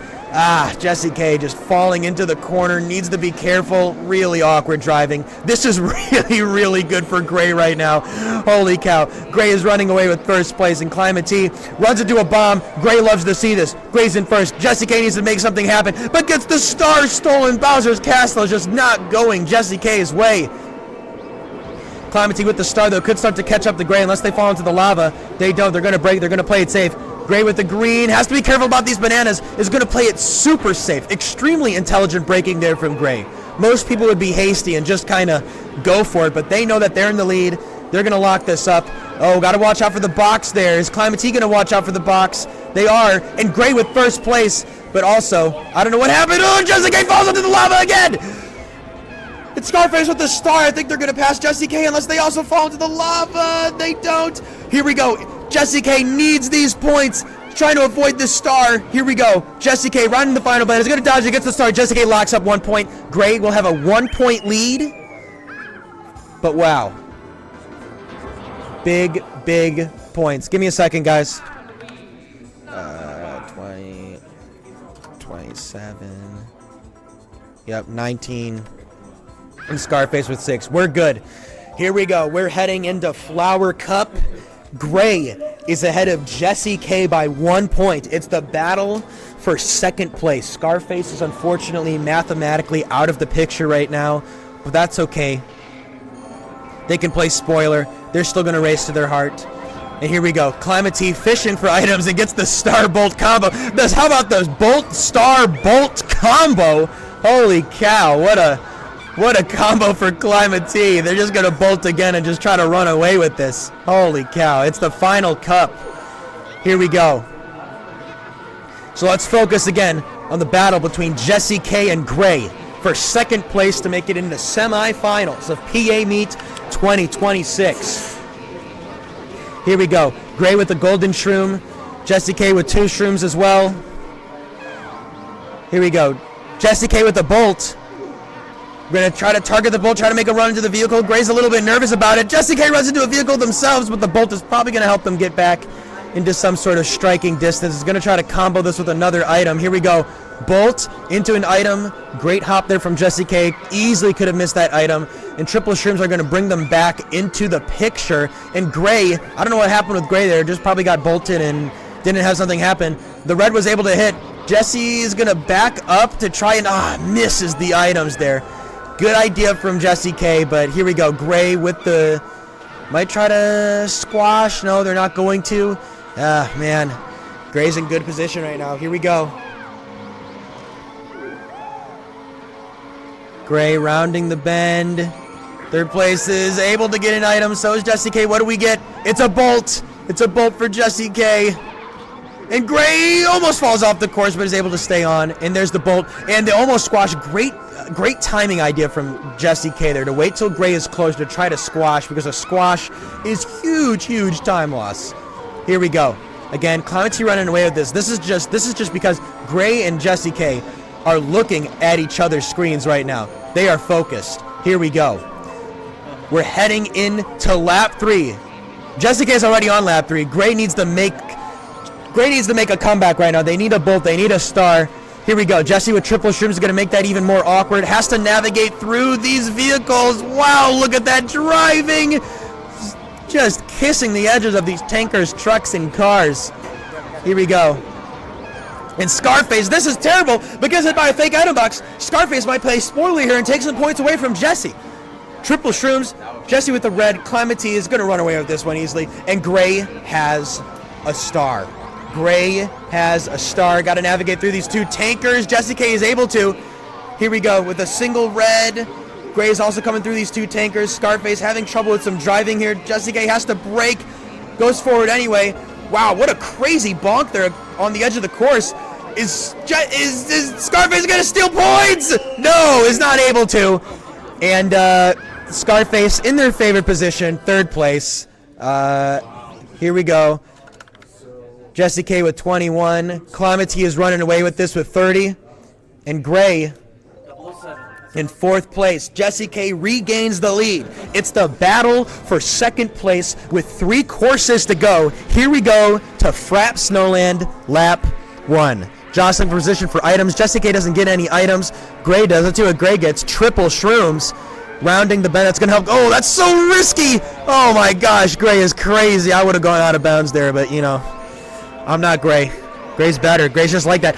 Is that got a boost steal on the golden shroom? Sick boost steal for Jessie K. And is just going to try to shroom ahead, get away from all these shells, get away from the chaos that is the cavern on lap 1. No bananas delayed down here, so they're not going to have to worry about that on lap 2 unless Jessie K gets some bananas in 1st place.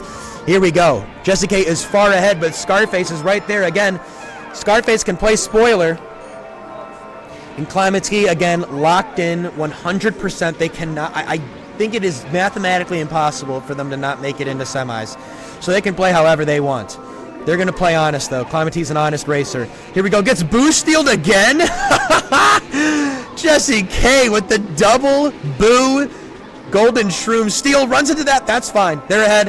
Has to use this again. That's a really nice spot, but it's going to let SkarFace pass. Almost said Skidar Warrior because they're in the chat right now. What's up, Skidar? Versus Legend as well. Here we go. Jessie K's in 4th all of a sudden after having 2 steals. And Gray's in 2nd with a star heading into lap 3. This is looking really good for Gray. Jessie K needs something.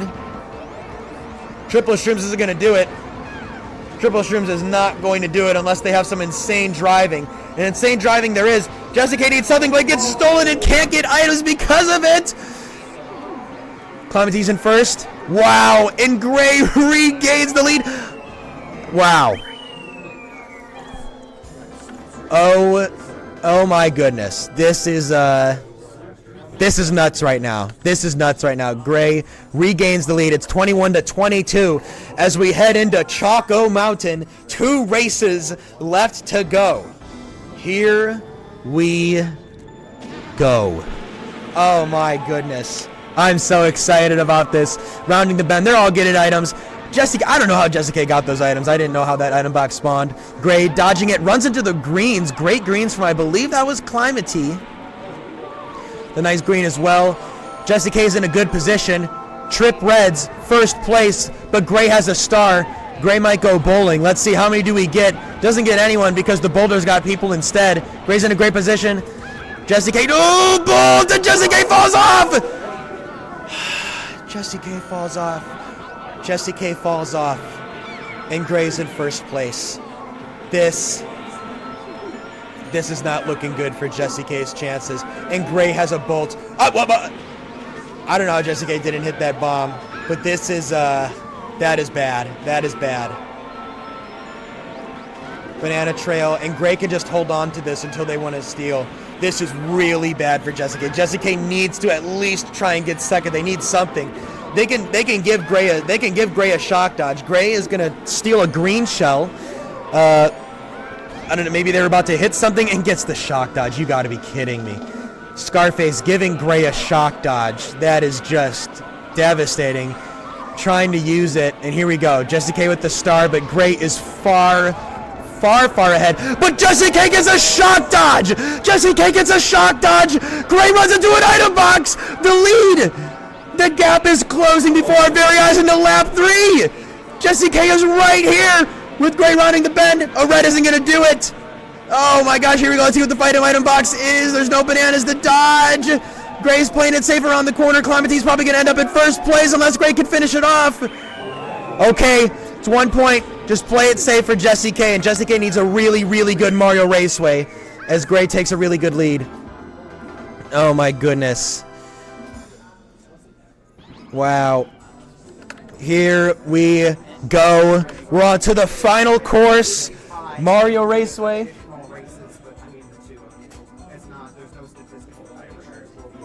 Wait, Jed, what is it again? There's just going to be additional races between the tie players if there's a tie. Is it how many? Just so we can let... It's like best of 3. Okay, so guys, if there is a tie, which is more likely than a win here, there is going to be a 3-race tiebreaker between Jessie K and Gray. Here we go. Mario Raceway. Jessie K needs 2 points and Gray to get none, or Jessie K needs to get first as Gray gets 3rd place. We are locked in on Jessie K and Gray. None of them get a shock dodge. Here we go. Jessie K with the star in 4th. Gray getting a red on SkarFace, but we are locked into Gray and Jessie K. Again, here we go. Gray with the green. Jessie K pulling the star, gets the blue shell. That's not going to help them too much. Might just let it rip. And here we go. Jessie K's in 1st place. Is going to dodge. Here we go. We get a shroom, but Gray gets a bolt. Gray gets a bolt, and this is going to be a huge bolt for Gray. We need a boo for Jessie. Here we go. Gray with a huge bolt. Jessie is still ahead, but this bolt's going to close the gap. Climatee gets a green on Gray, and Gray's not going to get that much for the bolt. Jessie K trying to dodge the blue on the side. Isn't able to do it. Here we go. 4th and 3rd. Jessie K is going to wait for items. It's all up to RNG here. What does Jessie K get? It's triple reds. Gray's right ahead of them. Oh, runs into bananas. They need items. They need items. Great break. He gets the items right on the edge. It's triple shrooms. Gray with 3 reds is going to try to defend against Jessie K. Gray can play it safe. Jessie K needs to play aggressive. Here we go. What does Jessie K get out of the item slot? It's triple reds again. Jessie K needs to have a lead of some sort. Needs a mistake. SkarFace makes the mistake that Jessie K maybe needs. It's a start for Jessie K! It's a start for Jessie K! Gray's in 4th. Oh my goodness, can Jessie K do it? Can Jessie K do it? No! Oh my goodness, and Gray is gonna make it into semifinals. Holy, oh my goodness, what an ending. Gray makes it to semifinals, 24 points. Congrats to Climatee and Gray. This was an upset. This was a huge upset. Man, wow, what a race. What a race. Holy cow. All right, guys, and I'm up next to get my ass kicked. Wow. Pins. No sudden movements, Cheech. Maybe just move the couch closer. But one thing for sure, there will be chaos, and that's what Mario Kart 64 is all about. There you go. And adapting to that chaos. That's fine. Okay, let me check the cams. Hold on, let me fix the cam. Yeah, as long as you're comfortable. Yep, so player 1 we got LRXC. We got player 2 Blastmaster. Player 3 Hattok with the toad hat, with the toad bucket hat. You guys are all squared away? And player 4 we got Cheech. We got 2 champions in this quarterfinal. Exactly. 35 minutes, I highly doubt that no one's finished under 38. Yeah, Jones, no one's finished all cup run in less than 38 minutes regularly. Unless we can go through all the walls. Good luck. Yeah, Dan chill. Okay, looks like these four competitors are definitely ready to get this really soon. Looks like they're about to get ready. I'll signal them in 3, 2, 1, go! Alright. And here we go. Yeah, Hattok just seems to have that power. No, we can't. Like, time-wise we can, but not the chaos of 4-player versus. It's a completely different beast. So we got... Wild Blaster starts out strong with a star in 4th here. Let's see will he hold on to maybe lap 2, lap 3? Hold on, hopefully no one gets a boo to kind of steal it from him, because otherwise he could just kind of sit back. Because of these two...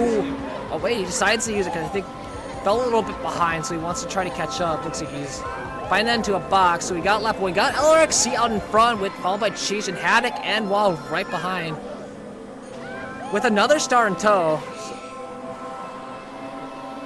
So we got Toad, because Toad got much. He's cutting he's cutting this first long turn here. Nice green snipe. I forget. I don't know who sent those. I think that was Cheech. I didn't quite see who sniped them. Still got LRXC on front. But uses got the bolt combo. So he'll have like a commanding lead probably going to lap 3. Don't know when he'll use this bolt. He has to wait now because unfortunately Cheech did get a star, so he's gonna probably wait until he can steal it. Fortunately, Cheech cannot get a boo, so it's good for him. But he does get a blue shell, so Hattok has to really worry here. So maybe that green might be a blessing in disguise because he would have definitely got blue shelled a little later. So I think Wabash might have this wait, but there is a blue shell, and Cheech did get a bolt. Is he gonna have it bonk? Did the blue shell bonk? The blue shell looks like it did bonk the wall, so I think should be watching, depending. And Wad did get first, followed by Cheech. There's a battle for 3rd. Logan almost forgot about his mushrooms, barely passes Hattok at the line. We couldn't have a more...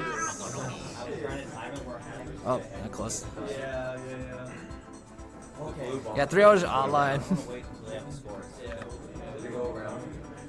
Yes. So it was on the grass. I knew it was going to come anyway. I saw like the story. Could ask for a more chaotic Luigi Raceway to start this out. You know, just as chaotic track for a different reason on Mumu Farm. We got this mole factor. See how much risk they want to take over the mole. Yeah. Bird it back. Perfect. So let's start here. We got some slowing down for some sandbagging to get better pulls on items. Cheech probably wanted like a star or something. He did get mushrooms, so he didn't manage to press the item button fast enough to cycle his items. But Logan did get us a bolt here. Decides to use it right here on lap 1. He did get the item pull, which is what he wanted. But he's gonna get blocked by these red shells. There are a lot of red shells. Cheech got another bolt, 2 races in a row here. Let's see if we can do the counteract. Let's see when he's just gonna cycle. Some reds, probably not what he wanted. Probably wanted like a star or something to help get over the mole. Got very lucky not getting hit by that red there. He could easily get hit there. He got a star. I think he was in 3rd though, so I think he was in 2nd. Cheech getting his Cheech luck with the stars. He always seems to get it whatever he wants to. Just get great items on command because he's just go over these moles here. Let's see. Logan just used some shrooms. Same with Hattok. Same with Wall. They all shoot over the Wild Blaster. Really lucky that a mole was not there. That could easily been disastrous. Let's see. Bop is probably going to cycle the star. Nice adjustment. He was going to miss that box. Let's see what Hattok gets mushroom. A lot of shrooms besides Cheech. Let's see. We might get a bolt. Let's see if there's a chance. Hattok really needs a bolt to happen right now. Cheech played really risky. They got really fortunate.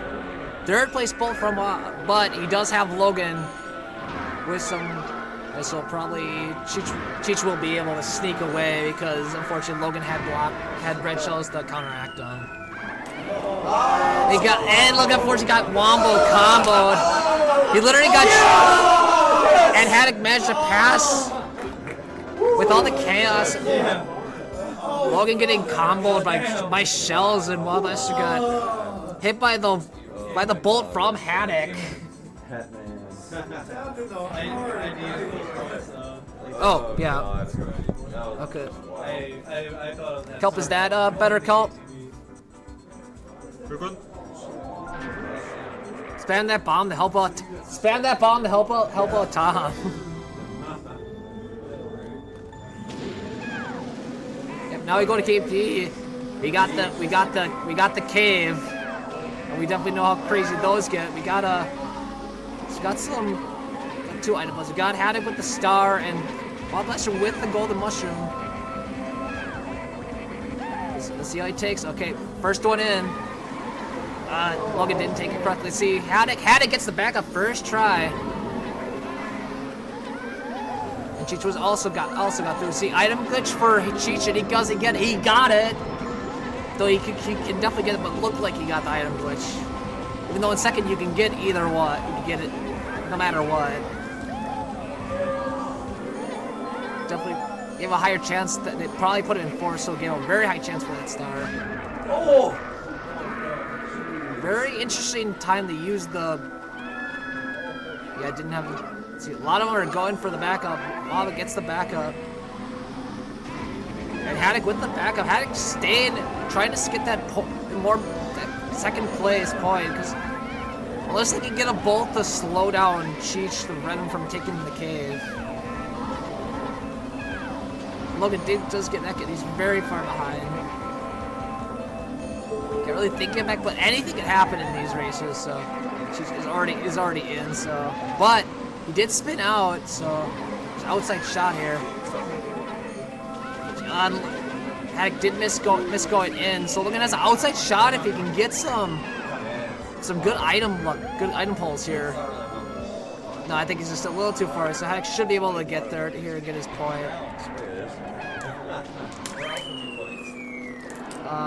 Looks like we're having a sound for audio. People are not quite hearing me. We're good. Yeah, looks like something with the mic is happening. Something happening with the mic. Something's like quite can't hear me. Okay, maybe move it closer. Yeah, you gotta talk. No, they're saying like closer. So don't speak into this side. Speak into right here. Kelp, testing, Kelp. Yeah, Kelp is kind of not. Can you hear us now? Can you hear us now? Wait, what did he say? Do a tiny bit through the. Oh, I see. Yeah. One sec. What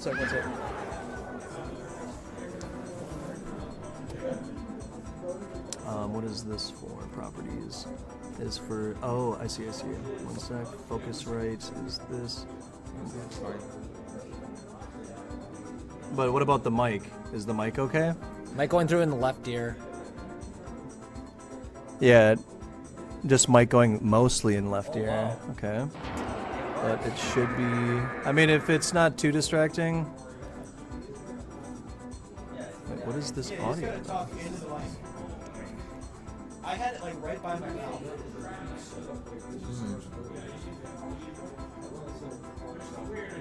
Oh, I see. It's audio. So it's mostly all over there. Why wait? All right. If you guys are good, then we'll just continue. Thank you all. Thank you. Yeah, absolutely. There we go, you fixed it. We tried our best too. It's actually okay. Yeah, that's it. Talking into the mic. Bring it closer. Just like put it closer. It's like you're having a microphone. You can lift it. You can push it. You can pull it up. Yeah, like up like that. That'll be good. Okay. Yeah. Nice. Okay, you ready, guys? Okay. Yeah, ready. After the technical issues, now we're going on to Calamari Desert. And you guys can both be in the middle of it. You want to commentate? Zoran wants to comment. There we go. We got Calamari. Go. Here we go. We know how much speed items are very, very strong on this track. So getting like a star, mushrooms, any speed item is really good. Getting through that last section coming up, right where Logan's coming up. So very, very important, but it's like as long as you're not too far behind, anything's possible on this course. So like Logan's ahead right now, but just a star and just a star, and then the person's like literally caught up like that. Just gained so much time on the sand. Like going through sand you always see him going through sand because of course it's. Well, Mario Kart 64 people, we know it's faster just to cut through to the left there. Let's see. Not much going on. We have Cheech with some mushrooms. We got Banana Bunch from Logan. He's going to cause some chaos on this straightaway right after the first set of train tracks. Did get Hattok hit, who also did get a mushroom. And Cheech cycled into a star. Is Cheech going to use... I think Cheech is probably going to... combo it into the off-road here. In that triple shot, which is very strong, he'll have a strong defense. And Logan will probably get hit here, most likely, by the triples. Getting his namesake, getting the Banana Bunch. Okay. Yeah, there's a blue right past Logan's. It's gonna be coming for Cheech here. Did it bonk? Because I think Cheech went toward the wall. I think it might have bonked the wall. It was probably a lot closer than it looked like. And this pack is actually very tight right now, so it's very anyone's game. So Logan's actually in a very strong spot right now. Let's see what everyone gets here. And he used his golden too. And look, Hattok did use his golden, so fortunately, I think he will probably last. Though I think Hattok. Though I think it's because it's 10 seconds. Yeah, no, yeah, Cheech just with that ball, he just ends up in first. And Logan steals the mushrooms from Wild Blaster, so he will get second, and Wild Blaster will get third. With Hattok finished in last, end up with like only 3 points in Mushroom Cup. 4 points down, second, 4 points down. Yeah, so we got 3 points for Logan, 3 points for Hattok. Very strong Mushroom Cup from Cheech with 11, and a solid from Wild Blaster with 7. So now we go on the special. We get it on the DKJP. Let's see if we get some chaos on the ramp to start right away.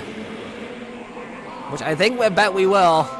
See what everyone gets. We got some braking from Hattok. Gets triple. This is definitely going to cause because some case. And he launched Logan, but he did not fall out of bounds, so he has to go all the way back around.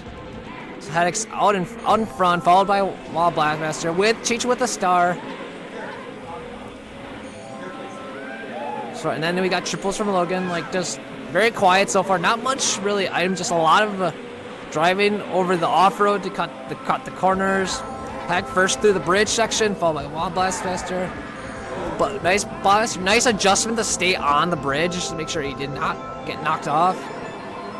Because Cheech tried to sideswipe him so he would knock him off, but Bobbit saw that and slowed down, adjusted himself to make sure he wouldn't. We got a boo. Nice, he saw Logan out of position. We'll keep the other ones at bay. And very, very nice range up from Blackmaster. Hattok with also a nice one as well. Yes, that also will be that will be tonight. We got the quarters. This is the third quarter. We still got the third and fourth quarter. We got the 2 semis, and we got the finals. So we got a blue in play. We got Cheech with another blue. Logan's having a lot of trouble. DKG does cause a lot of trouble if you're kind of trying to adjust too much. You will just start spinning out on the off-road. We got chaos. We got Hattok and Wild Blast just out in front. Hattok's trying to come out of a poor Mushroom Cup with a vengeance. I am the 2023 champ for a reason. With this bucket hat, he did. Looks like Cheech did get the invincibility from the zipper, just barely. Probably was a good idea. I think that was honestly pretty smart since Logan's behind. Probably get the 2 in front of you. Get them squashed so you can pull ahead.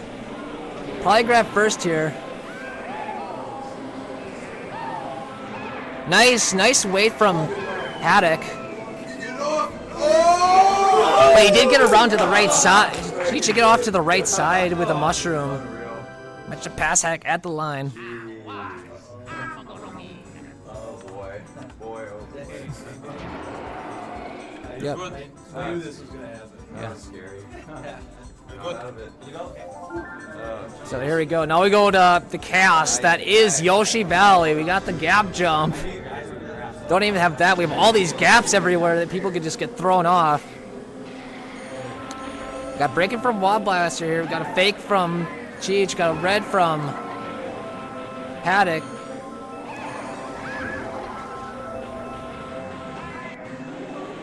Let's see what happens here. We see that we got the gap jump. He's got a red, which Cheech did have to slow him. Cheech had to rush that because there was a red coming. We got the 3. All 4 made the gap jump, so we got Logan's got a golden, and we got Wall Blast with some mushrooms to cut through that begin this off-road section at the end. So it looks like we got Wall Blasters going into the lead. Oh, but he did shock dodge Hattok. I don't think he realized he was in a star. Nice, unfortunate ricochet green followed by red combo on the Hattok from Wall Blaster there. Everyone is very close to each other. We got Cheech in the lead with triples. Hattok is right behind. Wall Blaster did not take it quite tight enough, unfortunately. Did fall him, but he will get the spawn, so he's not going to be in the worst position. But unfortunately, Logan did get a bolt.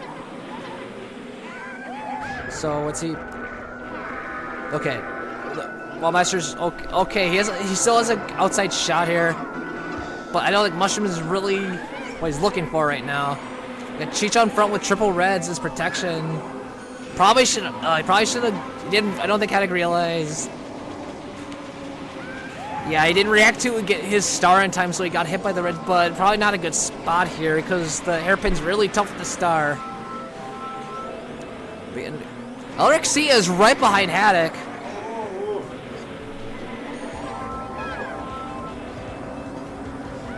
Unfortunately for Logan, he just did not have the line because Wall Blaster is just behind Cheech. Man, take first. And Hattock's right behind him in second. Wall Blaster will take third.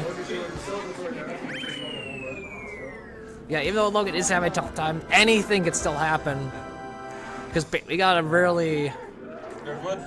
very tough track in Banshee Boardwalk coming up next, which is. We got the zigzag, we got the boo house, we got all the open gaps, we got the last turn. Anywhere where you can fall off. No, they got good. I mean, even 8 is As you see.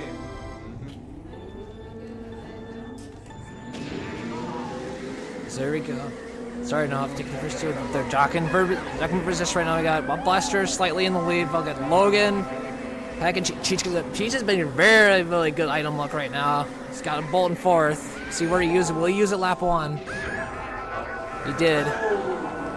Wall Blaster with a nice adjustment to not fall off there. And had to use the red to take Wall Blaster right out in the second.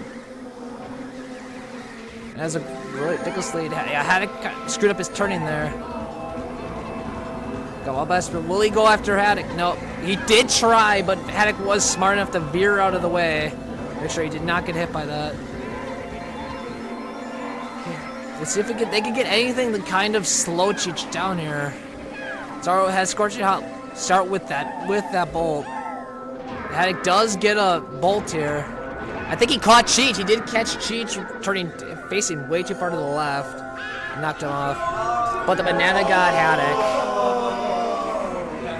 On a bolt from Wall Blaster. This is third one already. Yeah, we see Cheech going way to the right so he does not get squashed by those bats. So is LRXC as well. Got Hattok. Hattok almost got hit by that bat. and got big a split second too late. And he got turned around, so. And Wild Blaster fell off, I think got hit by something.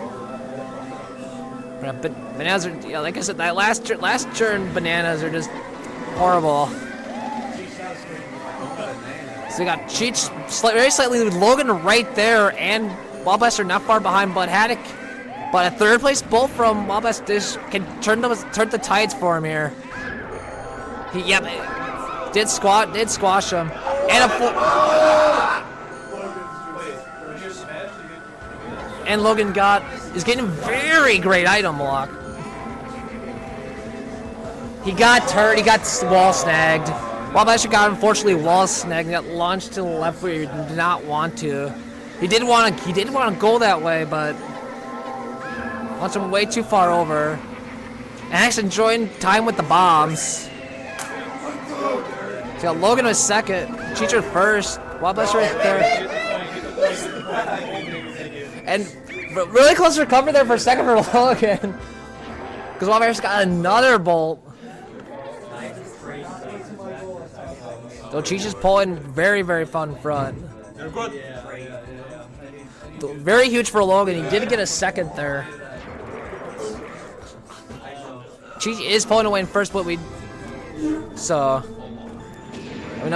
enjoy some 5 minutes of rainbow.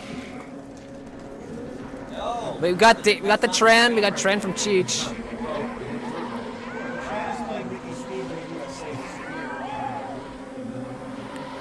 We all love our man David Tran. OJ jockeying after the first straightaway. Got a red sent on the LRXC there. Everyone would change up besides LRXC. Then Wild Blaster got hit by, I believe, a shell or fake item box from Wild Blaster there. And Cheech with a first place blue shell. Definitely got that in a different position, but just ended up in front. Because everyone hit each other. We got Hattok with some green shell. He can do some damage here. He's actually it's a very close pack right now. I think he's just waiting until he gets a. I think he's trying to do some. He wants to be devious here. Hattok wanted to be very devious there. He wants to knock people off.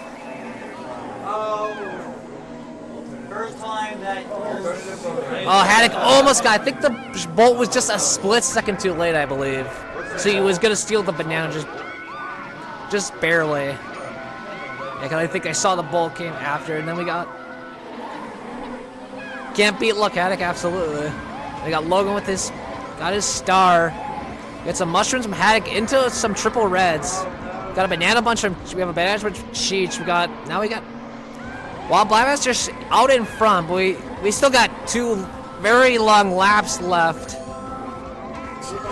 LRXC trying to take Cheech out there.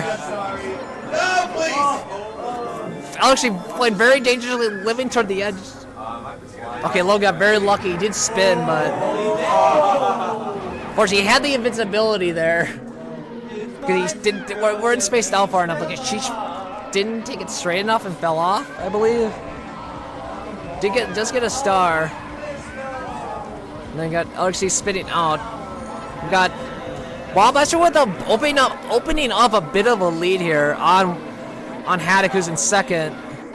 He's got great defense against LRXC, who's behind him, and then we got Cheech, who's behind him. And we got a blue shell that's probably gonna come. But it bonked. He got too close to the wall, so the blue shell bonked there. Okay, so Hattok got a second place star. Let's see when he will use it. I don't know if he wants to. No, I think Hattok will definitely just wait here. Yeah. But looks like Hattok just forced the hand out a Cheecher to use his bolt there. Because he still has a star, so. Yeah, he still couldn't use his star there. But he still has it, so he can cause some damage. But I think he forced that to use because he did not want to get hit by those greens. Connects it into triple mushrooms. Still got Wild Blaster out in front, so we got a star from Cheech, got some mushrooms from Hattok. We got a fake item box from Logan. Okay, in the lap 3, you got Wild Blaster out in front, dodges the chain jump that came in. Logan, he did knock him off. Well, wait, well, don't. No, he stopped, so. Yeah. He did get knocked all the way down, though this is the worst part to get knocked off. It takes at least a good 10, 15 seconds to come back.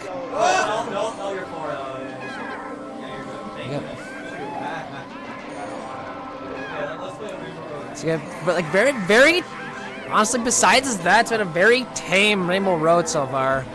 But you got Hattok with another second place star. He's gonna make Wild Blaster sweat for that first place. And Logan's not, and LRXC is not that far away either, so he still has an outside shot at getting first. With a Bolt and a Star combo, you can definitely still get first. I think Cheech is pretty much, fortunately, has 4th. So, but he can still cause mayhem on him. I don't think that blue shell will get to him in time, but we never know. If they get hit enough, they will. Actually, no, I think that was Logan, so Hattok, it'll definitely hit Hattok here. Wait, no, it's gone. Let's see it. Yeah, looks like full far. Looks like Hattok will pick up what I believe to be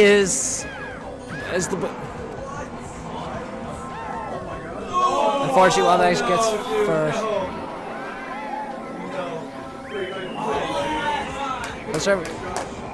If unfortunate Deke got hit Hattok, which caused Hattok going in the second, and LRXC in third.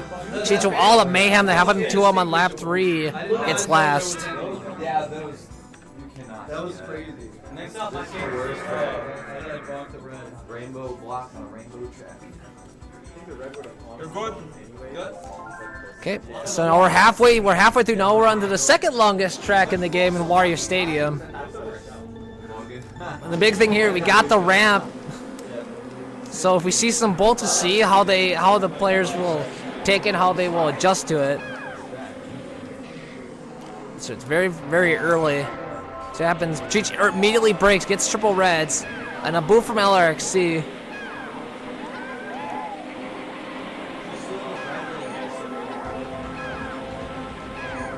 Logan very fortunately did not. Bolt, but it got stolen. But Cheech got another bolt, by the way. He's getting very fortunate on item bolts today. But actually, did manage to see. Let's see when he will try to use it.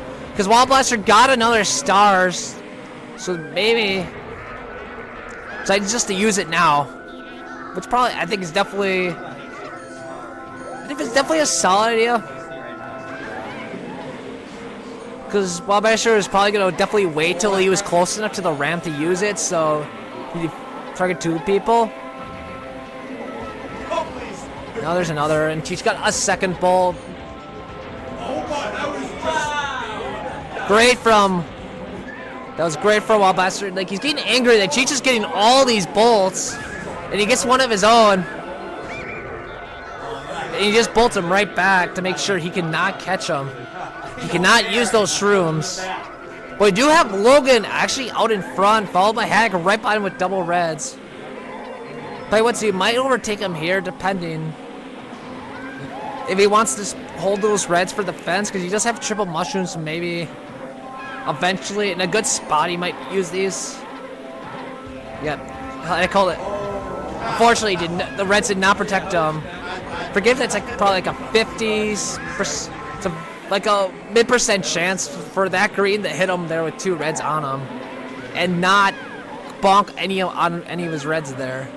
We got Cheech with a bunch of bombardment of reds and a third bolt.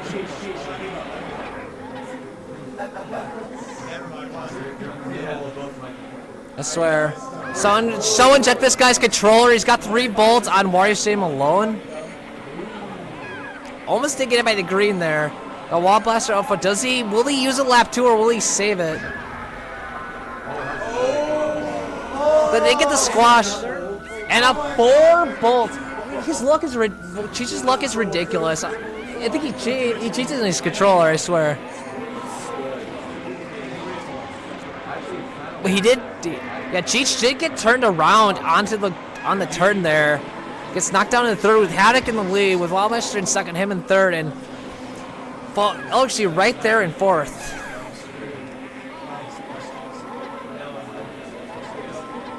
Yeah, that was actually still okay because they got squashed immediately, so they didn't lose as much time. Logan gets the equalizer with another bolt.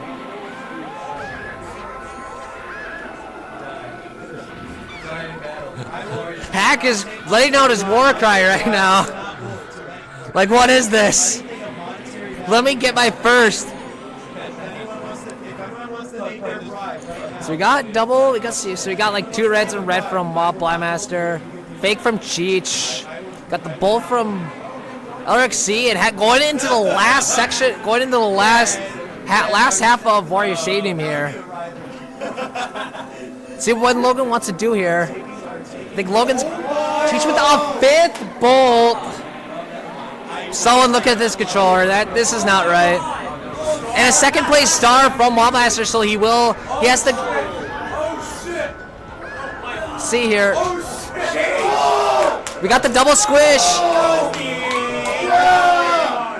So LRXC does get in the second here.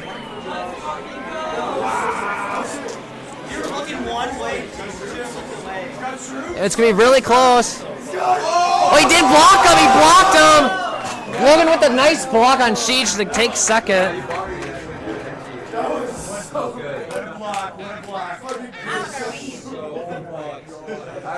That's huge, but Wildmaster and Cheech are pulling away with a 10-point gap separating second. So Just wait. He's pulling the shock.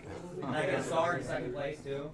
they really need some good luck here. And How'd you get the idea to do that? Betting might have to target probably Wildmaster here. Try to grab second because you can't really take both. I thought it was on purpose. Cheats like bolt hacking luck.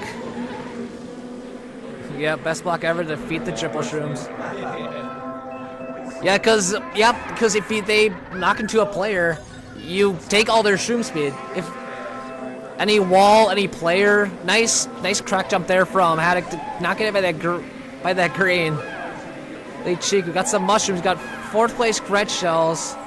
Let's not count him out because he's got 5 bolts on Warrior Stadium. So anything can happen here.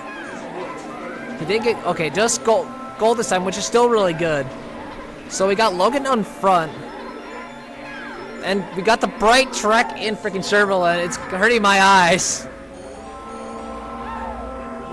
Got him in the lead. We got Hattok right behind with some reds. Hattok takes the lead.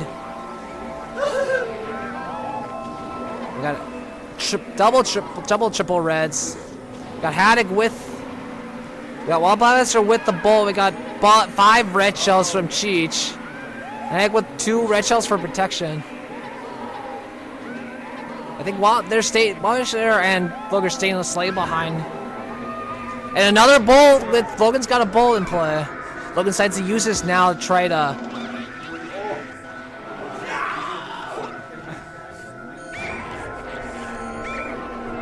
play. Let's see, we got a lot. We got 4 triple mushrooms in play, and then a red. We got Cheech in second, Watt in first.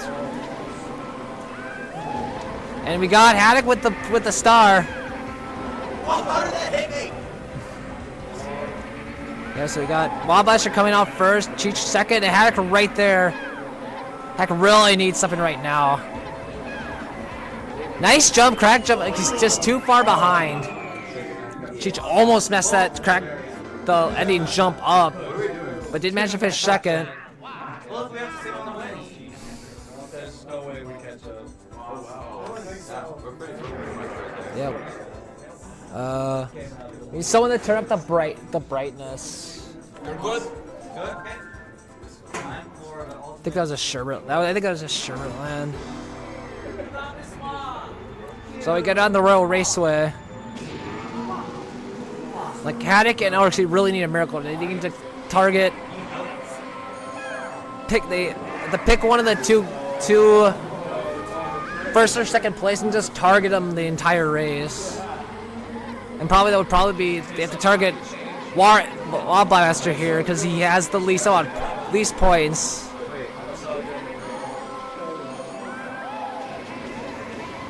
But it's very tough because she's got another bolt. Like, I swear. Yeah, no, I know. I wouldn't turn up here. That's probably just Sherbet Len just reflecting off the screen. And white's really bad.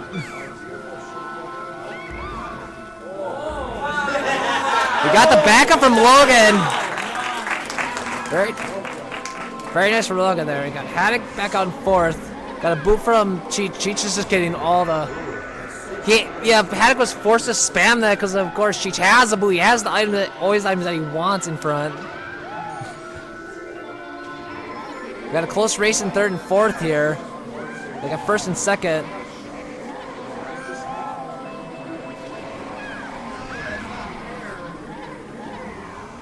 Yeah, Hattok and Logan are having a very tough time.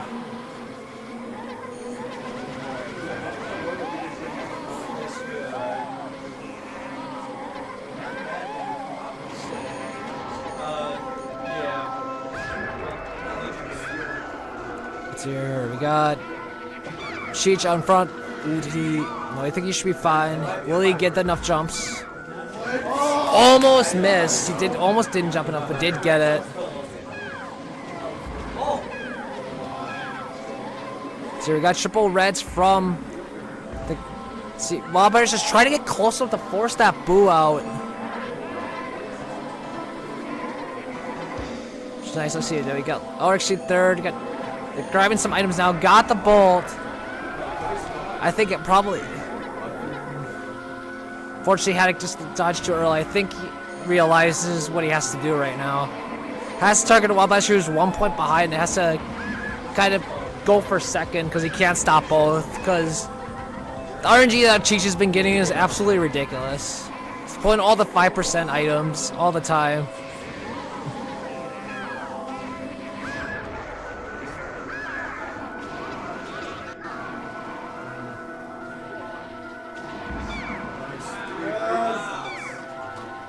So you did get Cheech to get back. I'm sorry if I didn't. Same thing, but we got a close race for a second here. Between we got Logan and third place. Fake item box is brutal.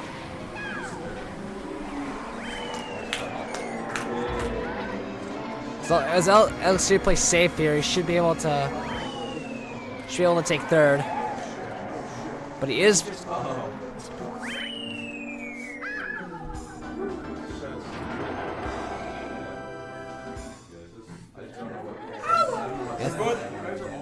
I think that pretty much, yeah, unless Hattok or LRXC can just target Watt the whole time here.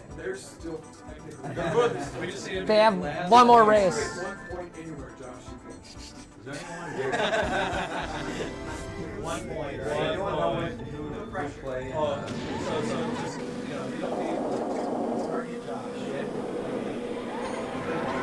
Okay, I think we got some collusion. They're gonna try to take out Blabba Master here. Cause he's the only one that can catch it. They can't catch Cheech at this point.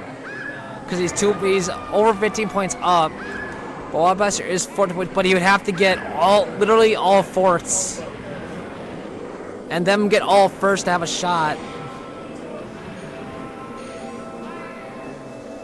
So we got Logan with the star. Unfortunately, Hattok misses the items. Cheech wished some mushrooms. Probably every day. I would know Wild Blaster because I live with him. Yeah. Oop! Actually, getting around the taunts right nicely there. We got Hattok with the Bolton player, Wild Blaster on front, so fighting for there's still a fight for the number 1 seed here. Wild Blaster can take on Cheech. He wants Cheech to have lower positions. He wants Cheech to get like 3rd or 4th here and get first to kind of get a gap. Nice, great snipe from Cheech. They're really nice. Mushroom. And then Hattok does pull this and gets the red shell on the wall, which he really needs right now to have any shot. He does get a second place star.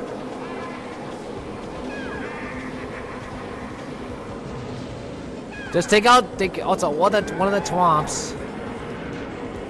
Hattok taking the lead. Nice stairs from Hattok.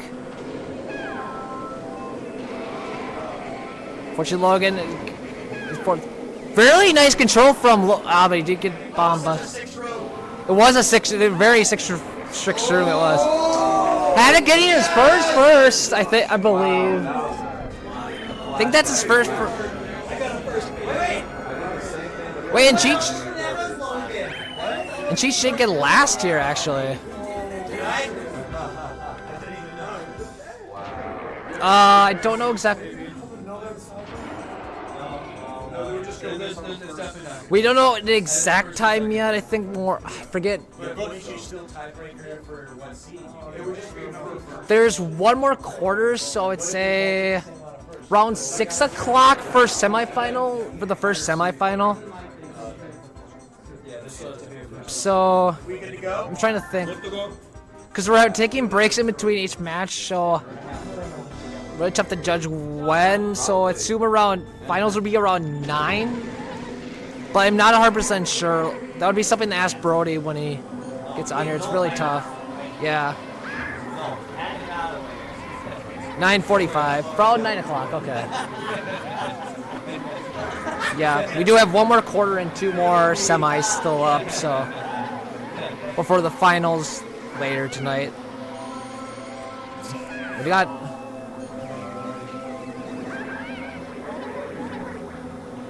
So unfortunately, Hattok, our former 2020 champion, is knocked out along with Logan. But there is a tie for the number 1s, for number 1 and number 2 here, depending which semi. Yeah, unfortunately. With the air time, yeah, unfortunately. But it should be on the VOD at least, I believe. So we got Logan with the boo. Hattok with some red shells. And the thing to be watching for is the right side of the screen with Wobblom Master and Cheech. They're tied in points right now. It will affect which semifinal they will go into, so. I forget who's in already. Nice star from Woblaster there. Not good in the fourth. He did get launched out of bounds. Very fortunate for Woblaster there. We do have a blue coming for Cheech here. Blaster in second. Did get hit by the banana. Was placed very well by Cheech there. He's got some bunch of. We got another blue shell from LRXC here. Got launched out, but unfortunately got in the line of it. It's very tough in the 2 lanes to kind of stay out of the way, especially if 2 vehicles are squished toward each other. Blue shell is very hard to dodge since it stays on a straight middle line on the middle of the track. Now we're going in lap 3 on Toad's Turnpike. We got Wabas, got some reds. Really neat. Fortunately, Logan bumped out the wall and gets comboed by the vehicles and the red shell in line and wait for him. Nice timing from Hattok to get those reds off. Hattok tells him this is his turnpike.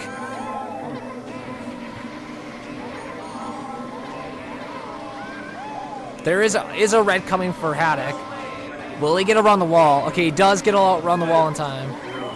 Got Hattok in first, Cheech in second, and Woblaster in third.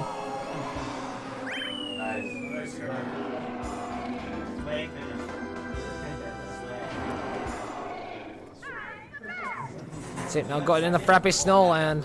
We got a 1-point gap between Cheech and Woblaster here.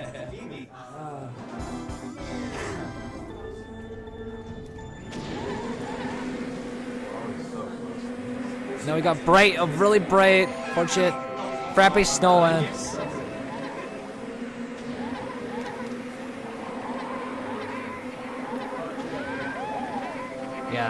Preppy Stolen is very bright here.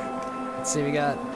What's going on? We got Bob Asher with a star. We got some mushrooms from LRXC. Got Cheech entering the tunnel now. With... Yeah. Yeah, why don't you just keep going and going? Keep going and going. Looks like either messed up his turn or hit a banana and fell in the water. Is Logan. We got Hattok with a red shell. Depends, does he want to take out that blocker? Looks like there was a red shell coming. So there is a blue shell coming for Cheech that he cannot block unless he gets a boo. Nice try, Cheech. You weren't on the turn yet, so you could get that. He was on the more turn and then jump. He was trying to get it to bounce off the wall to prevent getting hit by it. It's a little too early. I believe. Got triples from Cheech. Got Hattok with the banana bunch. Got star from Logan. Just got ready from this. Got shell from the side. It looks like in Hattok. Got another star from Logan. Went too far left, just barely too far to the left. And then Hattok gets a bolt.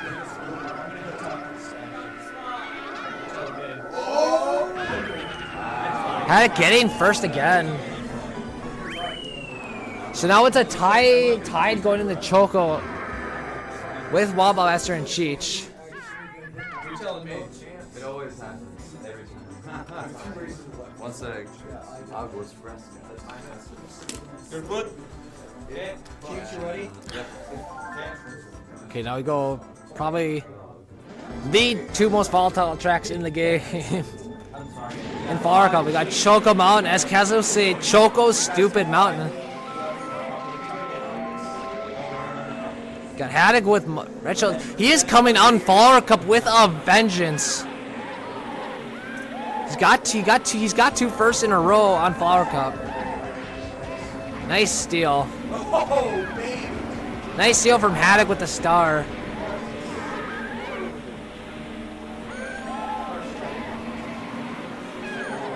Well, did get unfortunately flat, and he really can't afford to just get three, just literally.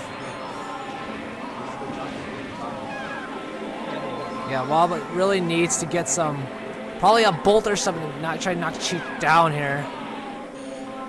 At least like slow him down to where he can actually just can catch him, or at least like mitigate the damage. So he has a really good shot. Yeah, that he unfortunately had to use because that banana. He kept slipping on the banana peels here. He did a little help from Logan there.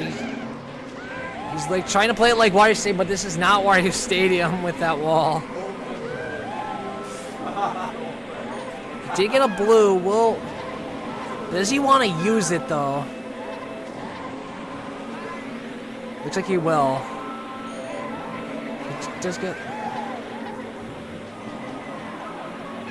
Hattok is out in front here.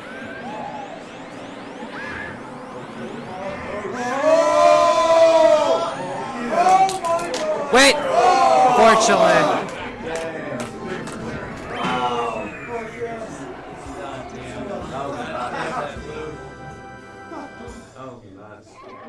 So he finished first, so Wildbuster needs a first and Cheech to finish last next race to get first here. And if a first or third, second and fourth will be a tiebreaker. Ready? I don't know what the first tiebreaker is, so. Yep. And I'm part of that quarterfinal too. Along with the guy next to me, Zoran, Uno, and Mr. Ponytale. Which is definitely gonna be a very exciting quarterfinal, just like all the rest have been.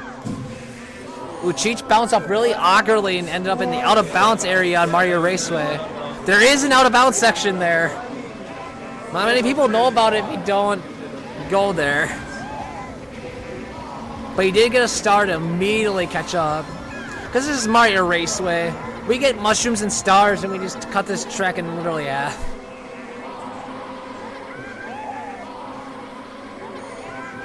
see. We got Cheech has a blue, not the best item here for him. But he does. Oh, he exploded straight through with the invincibility. Yeah, you saw that box, well, he had the invincibility of spinning out, so Waz still has a really good chance here. The pack is really tight here. He does get the items. Just get the first item here. But I think he really, unfortunate, bad. Yeah, that's unfortunate. Unfortunate banana. If he could get a bolt here, possibly.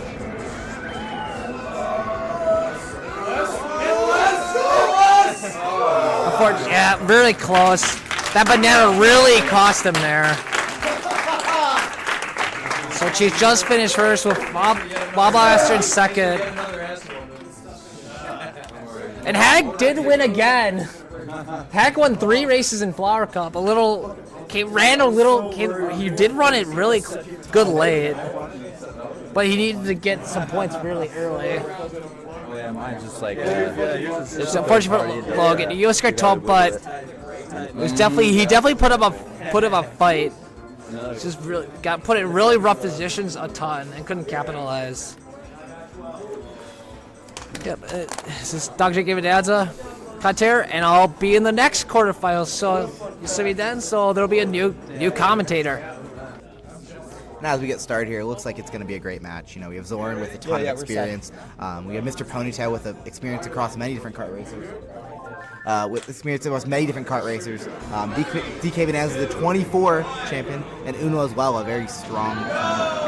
Yeah, Uno has been at several other meets. This is his first time at Wisco meet, but all very strong players. Mr. Ponytale also won Wisco meet this past edition of it, so he has made the transition from DK Racing to Mario Kart 64 very smoothly and is a talented racer all around.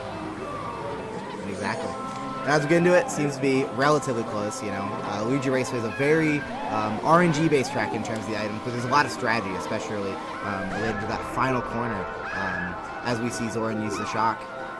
Yeah, being able to use a speed item on that final corner can make such a huge difference to the standings. So also things like lightning bolts that prevent people from being able to make that cut also can change things rather dramatically. Yeah, throughout this series, you'll see a ton of item mind games, as it said, especially relating around to that shock. It's how it totally influences and changes the race. Oh, as we see Zoran get hit, we have Ponytale with a star here, probably trying to wait for a shock or for a place to use it near the end of the race, or use it as a defense item if needed. But currently, we have DK in the front with a decent lead.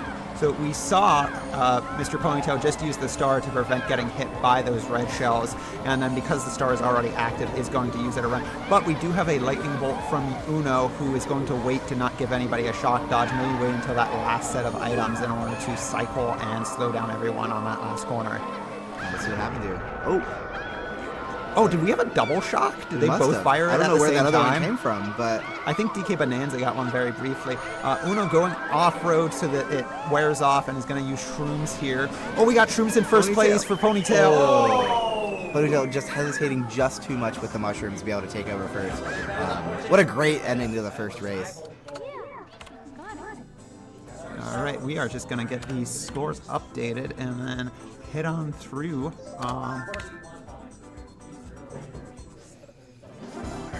All right, off to Moo Moo Farm, the shortest track in the game and one of the most chaotic at times due to the number of item boxes in such a short proximity and how many molehills there are, which is one of the only sources of RNG other than what items people get in the entire match.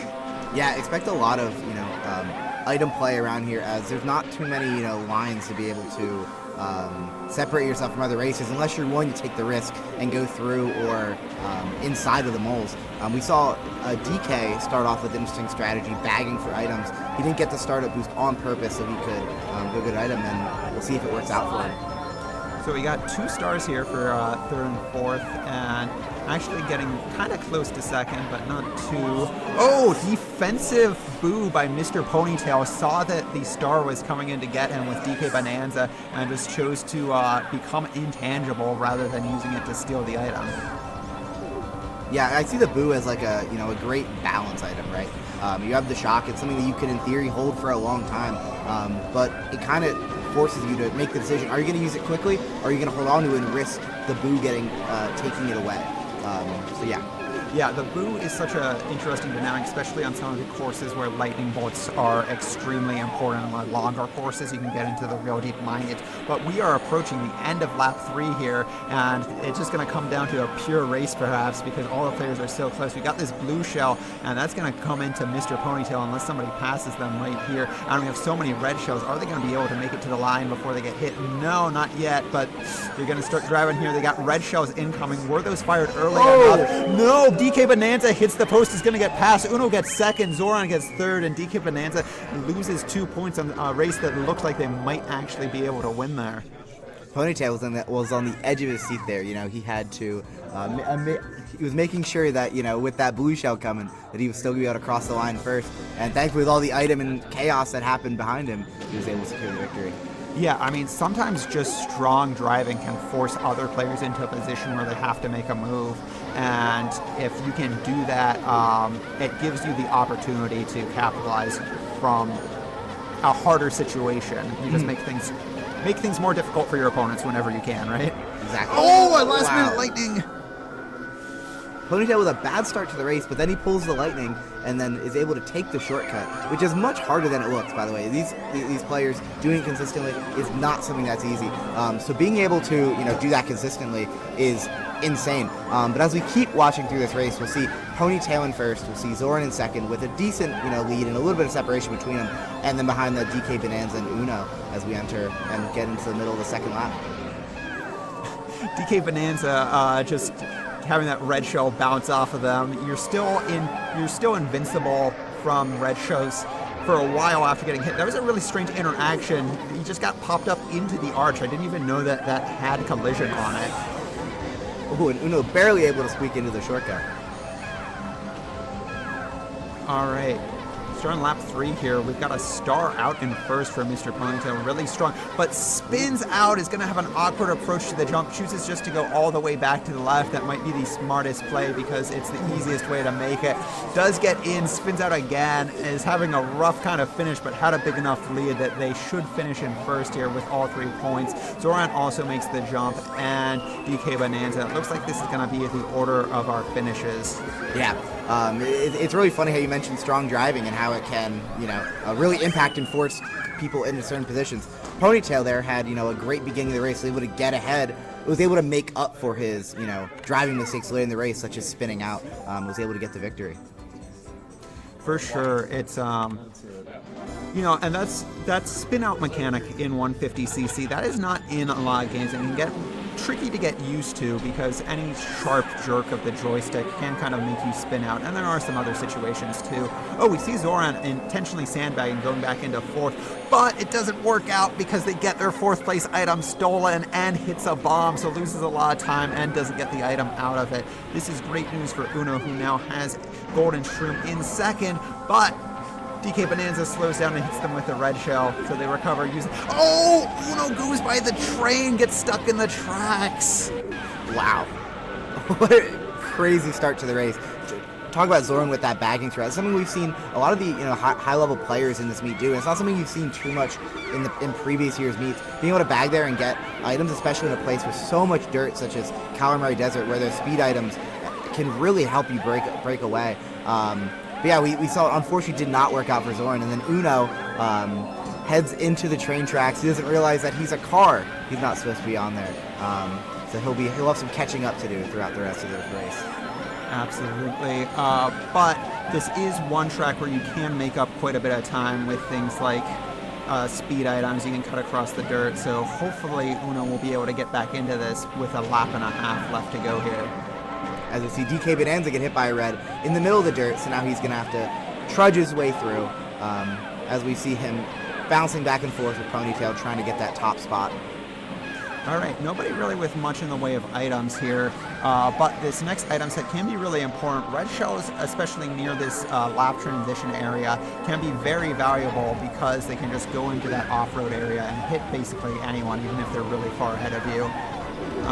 Although DK Bananza is going to take this cut through the left here with the star and get out into the front here, kind of has an awkward time getting back onto the track, but otherwise seems to be in a comfortable position, although there are some shrooms and some red shells. We'll see if anything connects and impacts them here.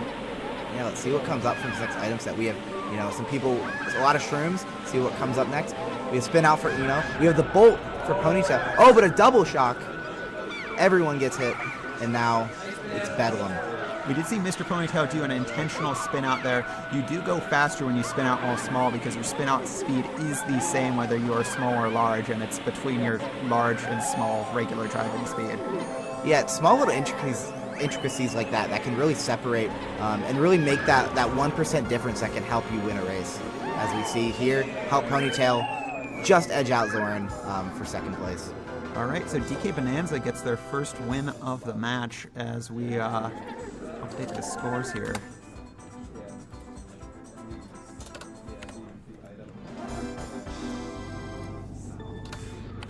All right, we are on to Special Cup here, and we're on to DK Jungle Parkway. Of course, where lightning bolts are really important, but that one is spammed, but there's another lightning bolt. So Zoran should get out to a big lead here as nobody else is going to make the jump, at least not immediately. So they're able to make the jump, does not get a second item, but nobody else can go quite yet. And Uno's the first across, but not very far left, so they're actually going to end up in fourth place here. And they miss the items as well. Yeah, items are going to be important here to be able to catch up. It seems like they're starting to make up some ground, but Zoran has a nice lead after that shock usage. The shock is super important on a race like this where there is a sort of cannon to be able to stop them from going over that big gap. You'll see stuff like that on like Wario Stadium and some of the other future races. And it's something to keep in mind and how big of an impact it can have in terms of your course strategy. Yeah, we just saw an interesting move by Uno there of firing the blue shell because they saw Mr. Ponytale was just ahead of them. And did that blue shell just bonk on the side of the wall there? That was interesting. But they basically used it as kind of a red shell because they had another player directly in front of them.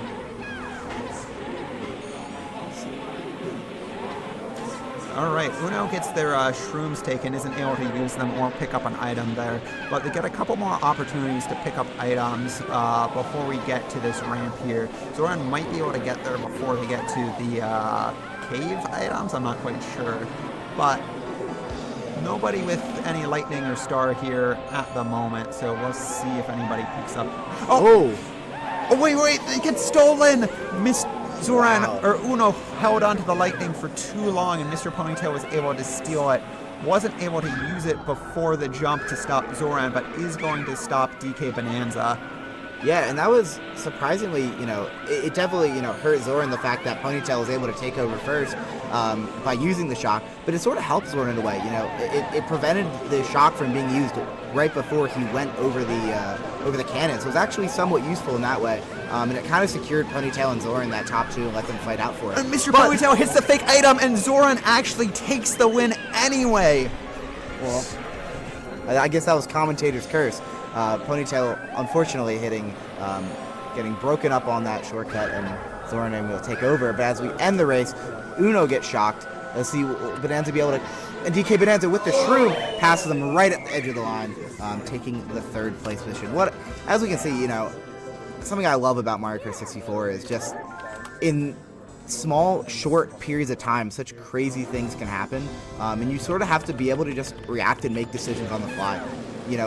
There's no planning you can do for this. It's, how good are your instincts based on the hours and hours you've spent playing and thinking about the game. Yeah, there's really, just like you said, you can learn a lot of different scenarios, but there's always going to be something unique, and those who are able to handle the chaos better. Some people say that the game's like too random, too chaotic, but I think the truth is the better you get, the more scenarios you'll be able to handle. Exactly. I mean, these people are in the quarterfinals, for the reason of they're able to handle the luck. They've spent hours and hours playing versus, whether it's online, in meets, through years hundreds of thousands of hours of different experiences with this game, and know how different physics work on different walls, how different items affect different things. What percentage-wise is the best strategy? So sure, it might not be 100%. You might not ever be able to win every race, no matter how good you are.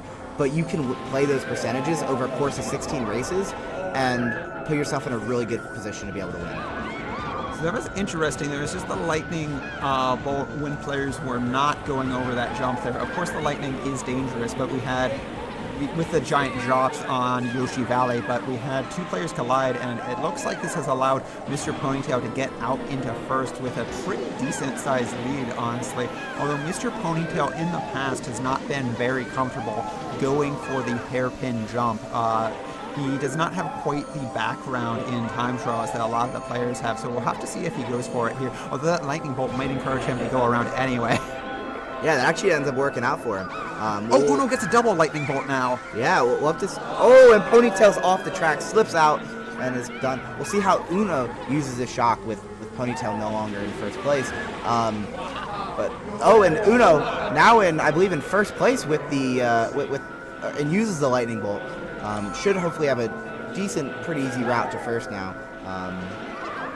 Yeah, so Uno, I'm pretty sure is going to take it. Nobody else has items except for DK Bananza. Those triple shrooms might secure second, but they won't be able to use them because of a lightning. But Mr. Ponytail also has a lightning, so they are going to slow everyone down. We've got three tiny racers coming into the finish here. Who's going to get there first? And Zoran actually does sneak past DK Bananza because he is not able to use those shrooms.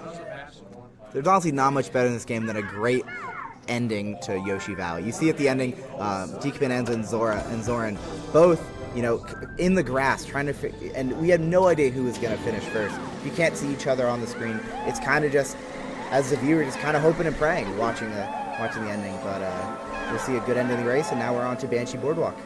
Yeah, absolutely, and it's just such a. One thing that shows is Zoran was behind, and neither player could use items there, so it was who really had the better driving lines coming into that finish, as there wasn't that player-to-player interaction like there often is. Yeah, and as we go into Banshee Boardwalk, we have Zoran using the shock. We have Ponytail with a boo item in first. And we have Uno in fourth with green shells, avoiding the bomb, and DK Bananza in second with triple shrooms. It seems like the pack's close, but also evenly spread, right? So there's not a ton of racer to racer next to each other. Although Proven Ron with Bananza shrooming up to see Mr. Ponytail. But yeah, it seems like it's who's the shock there? Oh, that was Zoran with the shock. Yeah, so I think due to Mr. Ponytail having a boo, the players in third and fourth sometimes are just spamming items immediately as they get them, maybe before they even recognize what item they have to prevent them being stolen, which is kind of a side benefit in that you prevent players from using items as optimally as they might like, but you don't get the opportunity to react either a lot of the time. Yeah, and Ponytail's still holding this boo. He's in third place. He's just waiting for an item to steal. The boo, as we mentioned earlier, is just a great item for defense, but also for being able to take advantage of other people's items. And Uno gets a shock, but Ponytail's not able to press the item quick enough to get it. Yeah, and at this point, Mr. Ponytail still has the boo, and instead of stealing an item, he could just pick up fourth place items if he used them. He's not really been able to make use of this because other players have just had quicker reactions with the lightning throughout the race. Yeah, and that's another thing I mentioned. I mentioned about how milliseconds matter, and that's a key moment of that. It's mid-race. You would think a millisecond, whatever, it's not gonna matter too much. But if Ponytail had pressed his trigger 5 frames earlier, 2 frames earlier, the chance he could have taken that shot, and he could have been able to, completely change how the race went, be able to put himself in a better position. As we end here, Ponytail falling off, Uno getting second, but getting third because DK Bananza passes him at the line. Yeah, just those line passes, we've seen so many of them can make such a, they can definitely add up. Players who can just find the way to get extra points definitely have the advantage, and Zoran took that one, right? I believe so. If somebody knows the points and can double check that would be great. I don't know how you're doing these so quick. It would be 3 minutes between every race by the time I figured it out. But yeah, as we go to Rainbow Road, one of, if not the longest track in the game. Truly a long, it can be an interesting race sometimes, trying to, break away, trying to use items to get ahead. But it's also a course you can front run, because there are no really shortcuts you can take. Yeah, I mean, Rainbow Road is just such an interesting course because it's so long. It can be kind of exhausting, and it can, for some players, can really impact your mental game because you can be in first and feel like you basically did 2.5 worths work of great races and still end up not getting any points. But you can also fall behind, and if you can keep your focus for that long and ship your way back up, you can get some points even if you get off to a really rough start for multiple minutes even. I always like to joke that Rainbow Road is halftime. It's the 8th race. We're ending the 2nd GP. We're about to enter the 3rd, and it's a 5-6 minute race to be able to, watch, hang out, sort of sit back, relax, maybe get a drink if we need to. I'm not telling you to leave the stream because there are some great races ahead. If you need to use the bathroom, maybe now's the time to do so. Yeah, and I mean, Rainbow Road might also just be a good course to study how people play on. Just, it is long enough that you can see a lot of different techniques, and DK Bananza does get squished there as Mr. Ponytale moves up into first with that bolt, and that is going to move DK Bananza into fourth. But we see all 4 players on this kind of long straightaway, so another 4th place item could easily get DK Bananza back into the middle of the pack here. Yeah. Something I find interesting about, playing 4 players, especially on a track like Rainbow Road, is trying to track the items. They're playing on a 1/4 of a CRT. The CRT is already pretty small. This one, I don't know how big, maybe 20, 25 inches. So one of the bigger ones, but they're playing at 1/4 that. And then they have to, be able to see these items coming in, be able to see any bombs or, little chain chomps. Any small thing like that, they have to see and be ready for coming ahead. And if they don't see it, they have to react at the last second. So you always have to be on your toes, even in a 6-minute race, which even comes back to what you were saying about it being an exhausting, especially for the mental game. Yeah, and I have certainly, as I've tried to learn versus have watched items from other players more and more, but that trade-off of watching other players and focusing on your own driving is really difficult, and the players who are able to manage that multitasking, because the item usage is so important, as we see 2 boos on screen, so whoever gets the boo off first is the one that gets to keep it, and in this case, Mr. Ponytail takes it from Zoran because they were paying attention and reacted quicker. Yeah, I think that's another advantage of being, a high-level, driver, someone who's potentially maybe really good at time trials or just really good at 150cc driving. The less brain power you have to put towards, maneuvering around the track, the more you can focus on what's around you. You can have that better spatial awareness of what opponents do your items have, what items are coming ahead. Like Zoran right here, he doesn't have to focus on driving, so you see, oh, there's a bomb right there, I'm gonna jump. He knows what's coming. He's able to really take advantage of his driving to be able to see what's coming ahead. Yeah, I mean, and those bombs, they are not in time trials, so that is something a lot of time trial specialists struggle with coming over, is learning those positions and adjusting their lines to track, to better avoid hitting the bombs.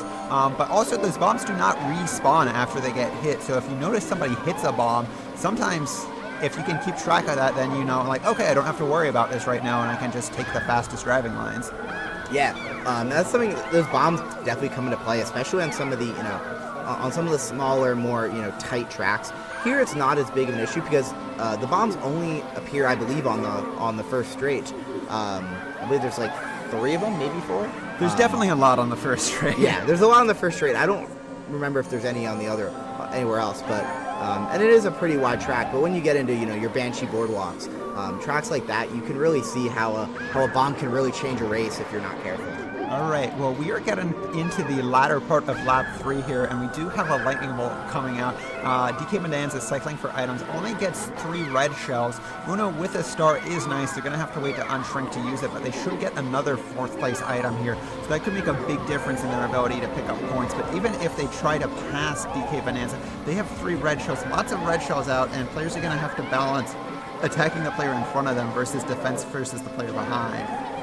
Yeah, and we'll have Zoran here finishing in first. Ponytale trying to defend his lead in second, with DK Bananza coming up, but is able to hold the lead and get third. Second. It's 18, 6, 10, 14.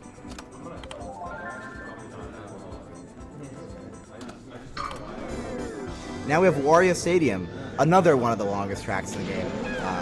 Yeah. I really think that this is a good change from just doing the cups in left to right order, doing the special and star cups in the middle. You get this kind of nice intermission in the middle with the longer tracks, and it really kind of marks a change from, okay, I'm starting, I still got time to make things up, to, oh wait, I need to get on things right now.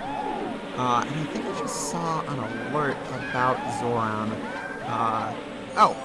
We had a... Who's ahead of halfway? Yeah, we had a poll of I don't know. I don't stream that much. I've seen these things. People bet points in one thing. A prediction, that's the term. I play Mario Kart. I don't know these computers. All right, we're coming up on this ramp here. Of course, we're going to be watching out for lightning bolts. There is the backup. Players at this level pretty much know how to. Oh, but we have a lightning bolt in fourth, but DK Bananza is just going to hold on to it as players had already gone past or had a star active and could have gotten a shock dodge. They might try to hold on to this for the entire lap. But there are so many item sets in Wario Stadium that you're really risking a boo coming out, and you gotta be paying attention as players in those first two spots go through item boxes. Yeah, I mean, Wario Stadium, it's a long track. There's a lot that can happen. But at the end of the day, I feel like the track really revolves around that big ramp as DK decides to use his shock early, maybe predicting that potentially someone else might have a chance to get a lightning bolt as well and be able to. Well, I think Zoran picking up that boo might have prompted it. Although it was a low surprise that Zoran did not fire off the shell, so they weren't actively trying to steal it at that point. But they could have made that decision at any point, and that would have been a big risk to. So might as well get the benefit out of it while you can, I guess, was probably the logic there, which makes a lot of sense to me. Yeah, it is a good point. Sometimes you have to make a decision of, like, do I wait to potentially make the best decision, and get the best possible benefit, or do I take the consistent option and be able to get a good benefit, right? He could have waited, and it ends up working out for him. He decided to take the good and ends up getting the great as well by getting to be able to get the lightning bolt, which shocked Mr. Ponytale off the track and into a lower part we'll have to drive a long time, which is a huge disadvantage. If you see the Toad in fourth place, that's how far back he went. He was in first. But now Ponytale has a shock of his own, which could really throw a wrinkle in this race, especially come lap 3. Yeah, and Mr. Ponytale choosing to cycle for items, it might not be the most optimal point on the track, but if you wait to just use it at the jump when all the other players are so far ahead, you're really, if they don't fall in, you're probably not making it up. So he's hoping to get a number of good items in order to gain more points here. Yeah, definitely. It seems like there's not too many items in play. A lot of boosting, a lot of mini turbos happening throughout the track. You see DK getting a star and choosing to use it. That's interesting. A lot of times players who get a star, second place stars are pretty rare, and a lot of times players will choose to just hold on to them so that they can protect against the risk of another player getting a lightning bolt. Yeah, there's a lot of strategy and micro decisions that, like, you're not quite sure what really the outcome is going to be. DK there could have held a star, and maybe it would have helped him dodge the shock potentially that could come, such as the one Uno just got, or maybe it could have held him back and caused him to get hit by an item from someone in third. As we're going to see DK here, he's going to attempt to use a mini turbo boost to get over, and he grows quick, so it wasn't an issue. But he does get hit, and he gets comboed, so Uno's going to have the chance to take over. And we also have Mr. Ponytale coming. If he can catch up, he's got a star and a golden. DK Bananza hits a banana. Now Ponytale's coming through, but Bananza has triple reds. We'll see. Oh, it's going to be close. And DK Bananza takes third. And one really important detail there was Uno using that shock to pick up a couple places, but Zoran had done enough good driving there to, just barely get over that jump before it happened. And DK Bananza got third there, right? Yes. Okay, I think this is right. We'll double check at the. I know Zoran and Uno were top two. Yep. As we enter Sherbertland, Sherbertland can be interesting, especially as we enter the cave section that has a lot of penguins. You have to really take some clean lines to be able to maneuver through that section and be able to react to different things, especially when bananas and things like that are placed down. There's also a lot of interesting corners throughout the track to be able to watch for. So DK Bananza get a shock, but also get hit. So a little bittersweet there. And he decides to use the shock. So one thing we haven't talked about much is the match situation. So the top 2 players here are going to advance to the semifinals, and right now that's looking like it's going to be a battle between Mr. Ponytale and DK Bananza. DK Bananza is 3 points behind, so as the number of horses remaining dwindles, they're going to have to find a way to make up those points somehow. Yeah, Zoran currently in first. He has a 7-point lead over second. And I think this isn't surprising. You know, Zoran is a long-time top MK64 player. I believe he's won some meets of his own. Was it maybe a Euro meet or two? He definitely was a medalist. Yeah, I think this past Euro meet, I believe he won silver. Okay. And then Ashley also, I believe, got bronze at that Euro meet, and they also traded places. And Ashley is in the semifinals already, so we'll have to see if they meet either there or in the finals, but some very strong representation from Europe. Yeah, and then we have Ponytale.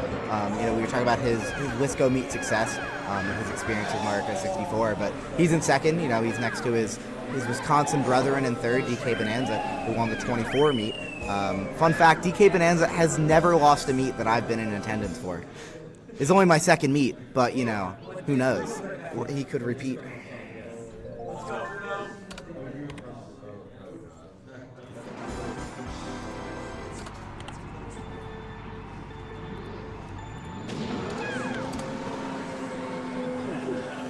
All right, we are off to Royal Raceway, and I think it's great that this tournament is really bringing players together from so many different communities. You know, you just mentioned geographically all these places, and then also just like, you know, Mr. Ponytale also coming in from DKR, and we are happy to have players from everywhere, from all skill levels. We've got a ton of DS players here as well. We're really glad that we can both get these really strong players and players who are maybe new to the game, and maybe this is their first time ever playing in a live Mario Kart 64 event. You know, just a couple years ago, that was me, and then I was like, hey, this is really cool. I want to get involved more and help with planning the tournament and everything. So we're so happy to have everybody here. Oh yeah, and it's been a great experience, incredibly run tournament. Shout outs to Joe with me, but also Brody as well for organizing this tournament. Like you mentioned, there's so many great communities here represented. I'm an SMK and MKW player. I'm not a big MK64 guy, but I love watching. I love being able to see what these great players are doing, and it makes me interested in getting more into it myself. You see people from MKDS, people playing MK World in the background, people just screwing around. We have a whole competition going right now of who can throw a plush blue shell the furthest. Like, it's more than just playing Mario Kart, it's a whole community experience. Getting to be in each other's company, talk about the game, talk about everything. But it's been such a great event so far, and it's ran so well. All right, I just wanted to see how DK Bananza chose to use this lightning, and they actually ended up giving a shock dodge to Mr. Ponytale, who is their biggest competitor in the match at the moment. So maybe that was slightly mistimed. Also, thank you to the chat for giving us some history on Zoran. Apparently, Zoran is a 4-time winner at Euros and a 2-time winner at VA Meet. 2 very strong and prestigious events in the history of Mario Kart. So a huge storied name and a top 10 time trials player as well. Zoran's a very strong all-around player. Yeah, and I think that's something that's been interesting to follow this meet. Is, you know, we have a lot of players who haven't been at meets before. I don't think this is Zoran's first PA meet, right? This is Zoran's first PA meet. We have been growing so much and are really glad that we're getting players coming from as far as Croatia in order to take part in this. Yeah. So we have, these players who've had a ton of success at other meets, such as Zoran. We have Dan as well, one of the top 2 time trials in the world and a former world champion. But then we also have, the PA meet, Whiskey meet. We'll get back to that in a second, but what a crazy ending to this race. That was Zoran, I insane. think, was maybe going to use that shroom to try and cut on the inside, but I think they were a little bit too far behind Mr. Ponytail for that risk to be necessarily worthwhile. But it happens. It happens during a match. And they already have such a strong lead that it probably won't make much of a difference in the end. But yeah, sometimes you just make a little bit of misjudgment, and you're so used to going so fast that it's hard to change into the mindset sometimes of I should just take the safe play here, get the points that are secure for me. Especially for someone like Zoran. He doesn't need the first places right now. If he can keep getting those 1s and 2s, getting those 2nd and 3rd places, he's gonna be in the finals, right? Although, while it might not matter for Zoran, it definitely does matter for DK Bananza picking up that extra point, because they are still in this battle with Mr. Ponytail with 5 tracks left and just down by 3 points. That 1 point could make quite a big difference in the outcome of this match. Exactly. A player like DK, currently just trailing behind second, really needs to be calculated and take more risk, but be careful and not reckless when doing it. A 0, a 4th place for him could be devastating in the tournament match, but he needs to get some seconds and first, and maybe it might be worth taking that risk that it might not be worth for a player in Zoran's position right now. Yeah, dialing in what your risk level is a tricky decision in match play, because you do have enough time to sort of chip away at it and make up a point here, make up a point there. So you don't need to necessarily go for broke quite yet, but you do need to start realizing who your opponents are and who you really need to be beating in these races. Yeah, it's been interesting following DK throughout the rest of this race. He's a little bit behind. You see him spamming items, trying to get ahead, taking some tight lines, taking some risky lines. Because right now in this race individually, he has nothing to lose. He's behind by a decent bit, but he has a chance to catch up if he can get the items he needs, which unfortunately he hasn't gotten so far. But we'll see what he gets in the coming laps. He gets a blue shell, which I don't know if will be too useful for him, but it potentially could hit 2 or 3. We'll see what happens. I mean, if it ends up hitting Mr. Ponytail and somewhere narrow here, it could cause quite a bit of damage. But Mr. Ponytail sneaks past Uno, and again, we were talking about the importance of a point for either of them at this point, and it could be huge. As Uno and Mr. Ponytail both hit, and Uno's trying to avoid that green shell. There is a shock. Is either player going to fall off? Uno does. Mr. Ponytail does make it, so they are going to pick up second in all likelihood, but that is going to give DK Bananza a point here.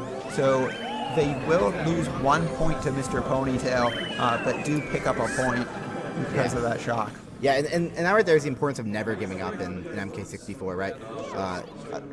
DK was down the dumps, and he held on. He was getting bad items, but right when he needed it, he got the item he needed. He got the shock, and was able to take advantage of it and get that point, which could be useful in the end. See what happens. Yeah, sometimes you need good luck, but if you put yourself in a position where the good luck can help you, then you can take advantage of it. And that's the thing that I get so impressed by some of the top level players, is how they manage to find a way to get those extra points, even when you think they're out of it. Yeah, I think from a top player's perspective, there's no such thing as impossible. Of course, there's situations that seem highly improbable for anything to happen, but you just kind of keep putting in the work, right? Put yourself in the best position you can, make decisions that help you in your best benefit, and good things are going to happen. We've got a really interesting cat and mouse game happening between DK Bananza. I feel like he would try to hit Mr. Ponytail with that star and then slow down and then speed up again, and didn't quite connect there. So Mr. Ponytail is going to be in second here, but is closely followed behind by DK Bananza as they have this battle. And Uno is not far behind either with these triple shrooms. We will focus sometimes more on people who have a particular importance to the match results, but every player's playing for all the points they can get, and they can have a big impact. And if you want to advance, you need to pay attention to everyone. Exactly. I think for Uno specifically, I think this is, I believe, his do or die race. If he doesn't perform here, he could be mathematically out. So it's really time to put in the work and hopefully get a first place, but it's not looking great so far. He does pick up a star, won't be able to use it immediately. Oh, and does hit this car. Toadster and Pike is a course where it's difficult to make up time because red shells don't really do much with all the walls and the corners, and there's not really off-road sections that you can use speed items through either. So it can just be more tricky. It can just kind of feel like it snowballs and you don't get an opportunity to make up. But we have seen strong comebacks before. Yeah, and especially in a group of players as talented as this, they're not hitting cars nearly as much. They're not making the mistakes that you'll see lower level players make, which makes it hard to take over lead after you spend after when it's being defended, right? As you see Ponytale get hit by a bomb, like we mentioned earlier, on these tracks with tight corridors, such as going through the cars, a bomb can be devastating, as we saw there. Now he's in 4th place. Yeah, we saw Mr. Ponytail drop from 2nd to 4th, and if that holds, that can easily be a 2-point swing, which in this battle for that 2nd spot could be all important. Ooh, we've got an interesting dynamic with this lightning, but if Mr. Ponytail passes DK Bananza, they will likely lose that red shell. So we've got some dilemmas here.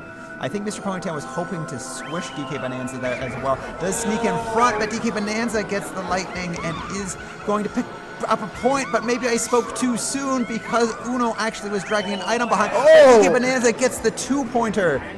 Oh my. Wow, we saw what happened. What DK did to Ponytail with that shock happened to him with Uno. And it looked like Uno was going to take 2nd because of that red shell defense, but DK Bananza just had just enough speed to be able to get across the line first. I mean, and this is kind of what we were just talking about. When things seem like they're pretty clear about what's going to happen, go for that last minute. Try to block the person with the shell. Try to cycle for items. Try to find the way, because if you can get that extra, 15-20% chance multiple times throughout a match, it's going to add up to some extra points. Yeah. Zoran has been, confirmed for the finals now. He's advanced. He's guaranteed. Uno, it's still technically possible. He can get a possible 9 points out of these last 3 races, which, in theory, if Ponytail could get 4th place in the next 3 races, would be possible to overtake. But it's going to be hard, and it's not probable. But like we mentioned, anything can happen. Yeah, and the other difficulty here is even if Mr. Ponytail gets last, then DK Bananza can't earn that many points either. So while it's still possible, it's a very slim chance at this point. We just gotta be realistic about it. But we have seen dramatic things, and I think the real drama right now is gonna be between DK Bananza and Mr. Ponytail for this last spot in the semifinals. Definitely. Top of the screen is definitely for the placement is where to look, but you also have to keep in mind Zoran and Uno can play spoiler to either of those players. They can affect the race not only with their items, but with their placements. If a difference between 2 points or 1 point in the difference in places between Ponytail and DK can completely change how these next 2 races are going to be played. All right, we've got speed items for both the players up top, although we have a golden shroom for DK Bananza. Some good driving there to go around all the snowmen, getting very close without hitting anything. Mr. Ponytail is fighting for first here, has some red shells, does get a little bit of a bonk, but DK Bananza hits the star, and Uno is actually going to come out in first with that star. Mr. Ponytail gets 2nd, and Zoran gets 3rd. Things changing really, really fast there. Hard to keep track of all of it. 21-17, 32, and then 14 from Uno with a solid win.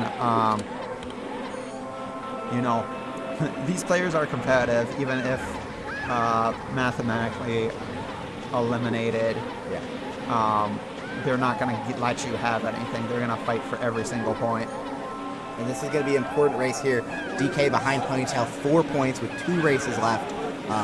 He's going to need help here. He's going to need some help, but that does not help there. He falls off the side of the track into the drink and is going to have to play catch-up for the rest of this race. Now, with the shock, definitely not helping either from Zoran, but Uno also has a shock. We'll see what happens here. But for right now, DK Bananza with the shock of his own. Shock mania over here. But he's going to have to try to catch up, and going to need some help to separate him and Ponytail to be able to get back in this for the last race. Yeah, I mean, that shock is huge. Chooses just to use it to cycle for items, but gets hit by a stray green, and sometimes that's just how it feels like it's going in Mario Kart, where when you're in the position where you need the good luck and you just feel like you're getting all the bad one. But with a star here, As soon as this shock wears off, they will have an opportunity to cycle, get another 4th place item. And who knows, Mr. Ponytail could also potentially spin out, fall off the edge. So you gotta just keep playing for those outs. But Mr. Ponytail is on the verge of securing their advancement into the semifinals. Yeah, and this, we get a shock from DK, but this Uno shock could be interesting, especially as we reach that that hairpin near the end of the track. There's always a chance to fall off or hit a boulder, whatever's going to happen. But you really just have to keep looking for opportunities, especially if you're DK here. He has caught up mostly to the pack. He has this star, but although he is being shocked, see what happens to end this. Okay, Mr. Ponytail looks like they're in a very strong position. We do have some shells incoming. Oh, and it does sneak underneath him. So Uno, are they gonna? No, they get hit by a shell of their own. So Mr. Ponytail is going to pick up 1st place and is going to secure their spot in the semifinals. Great job by Mr. Ponytail making the move over from Diddy Kong Racing, winning Wisco Kart Meet, and now entering the semifinals on what is one of the toughest tournaments I'm familiar with in the community, just bringing together the top players from so many different other aspects and tournaments that we've had before. We are on the last track here. This is really only a matter of pride, although Uno could get 3rd in the match if they are able to overtake DK Bananza, and that would help their final ranking in the standings. But they have a shock here, and we do have a star coming out from Mr. Ponytail, who has managed to get that in 1st. Uno chooses to just give the shock dodge to get another item, and does end up getting a star and moving into 3rd here. Yeah, Mario Raceway, definitely last but not least. It's one of the most chaotic and interesting tracks.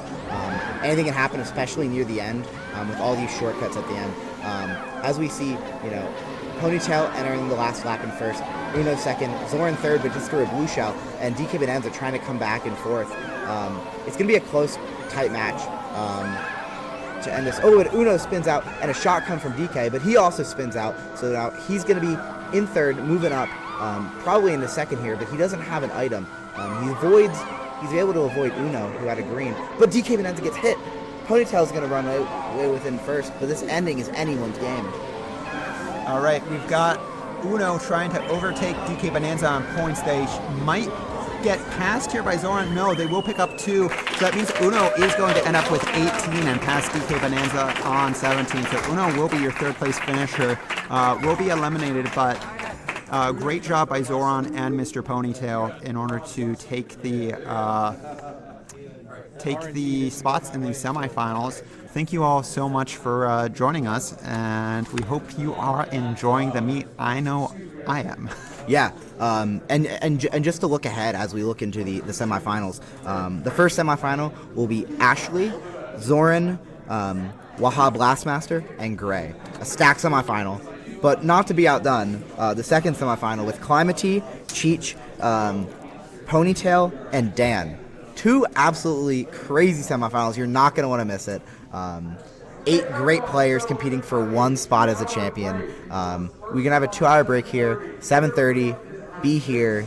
Be ready to see some amazing Mario Kart 64. All right, this has been my co-commentator, Hydration. I've been Jed. We've been so excited to commentate these matches, and we hope to see you back for the semis.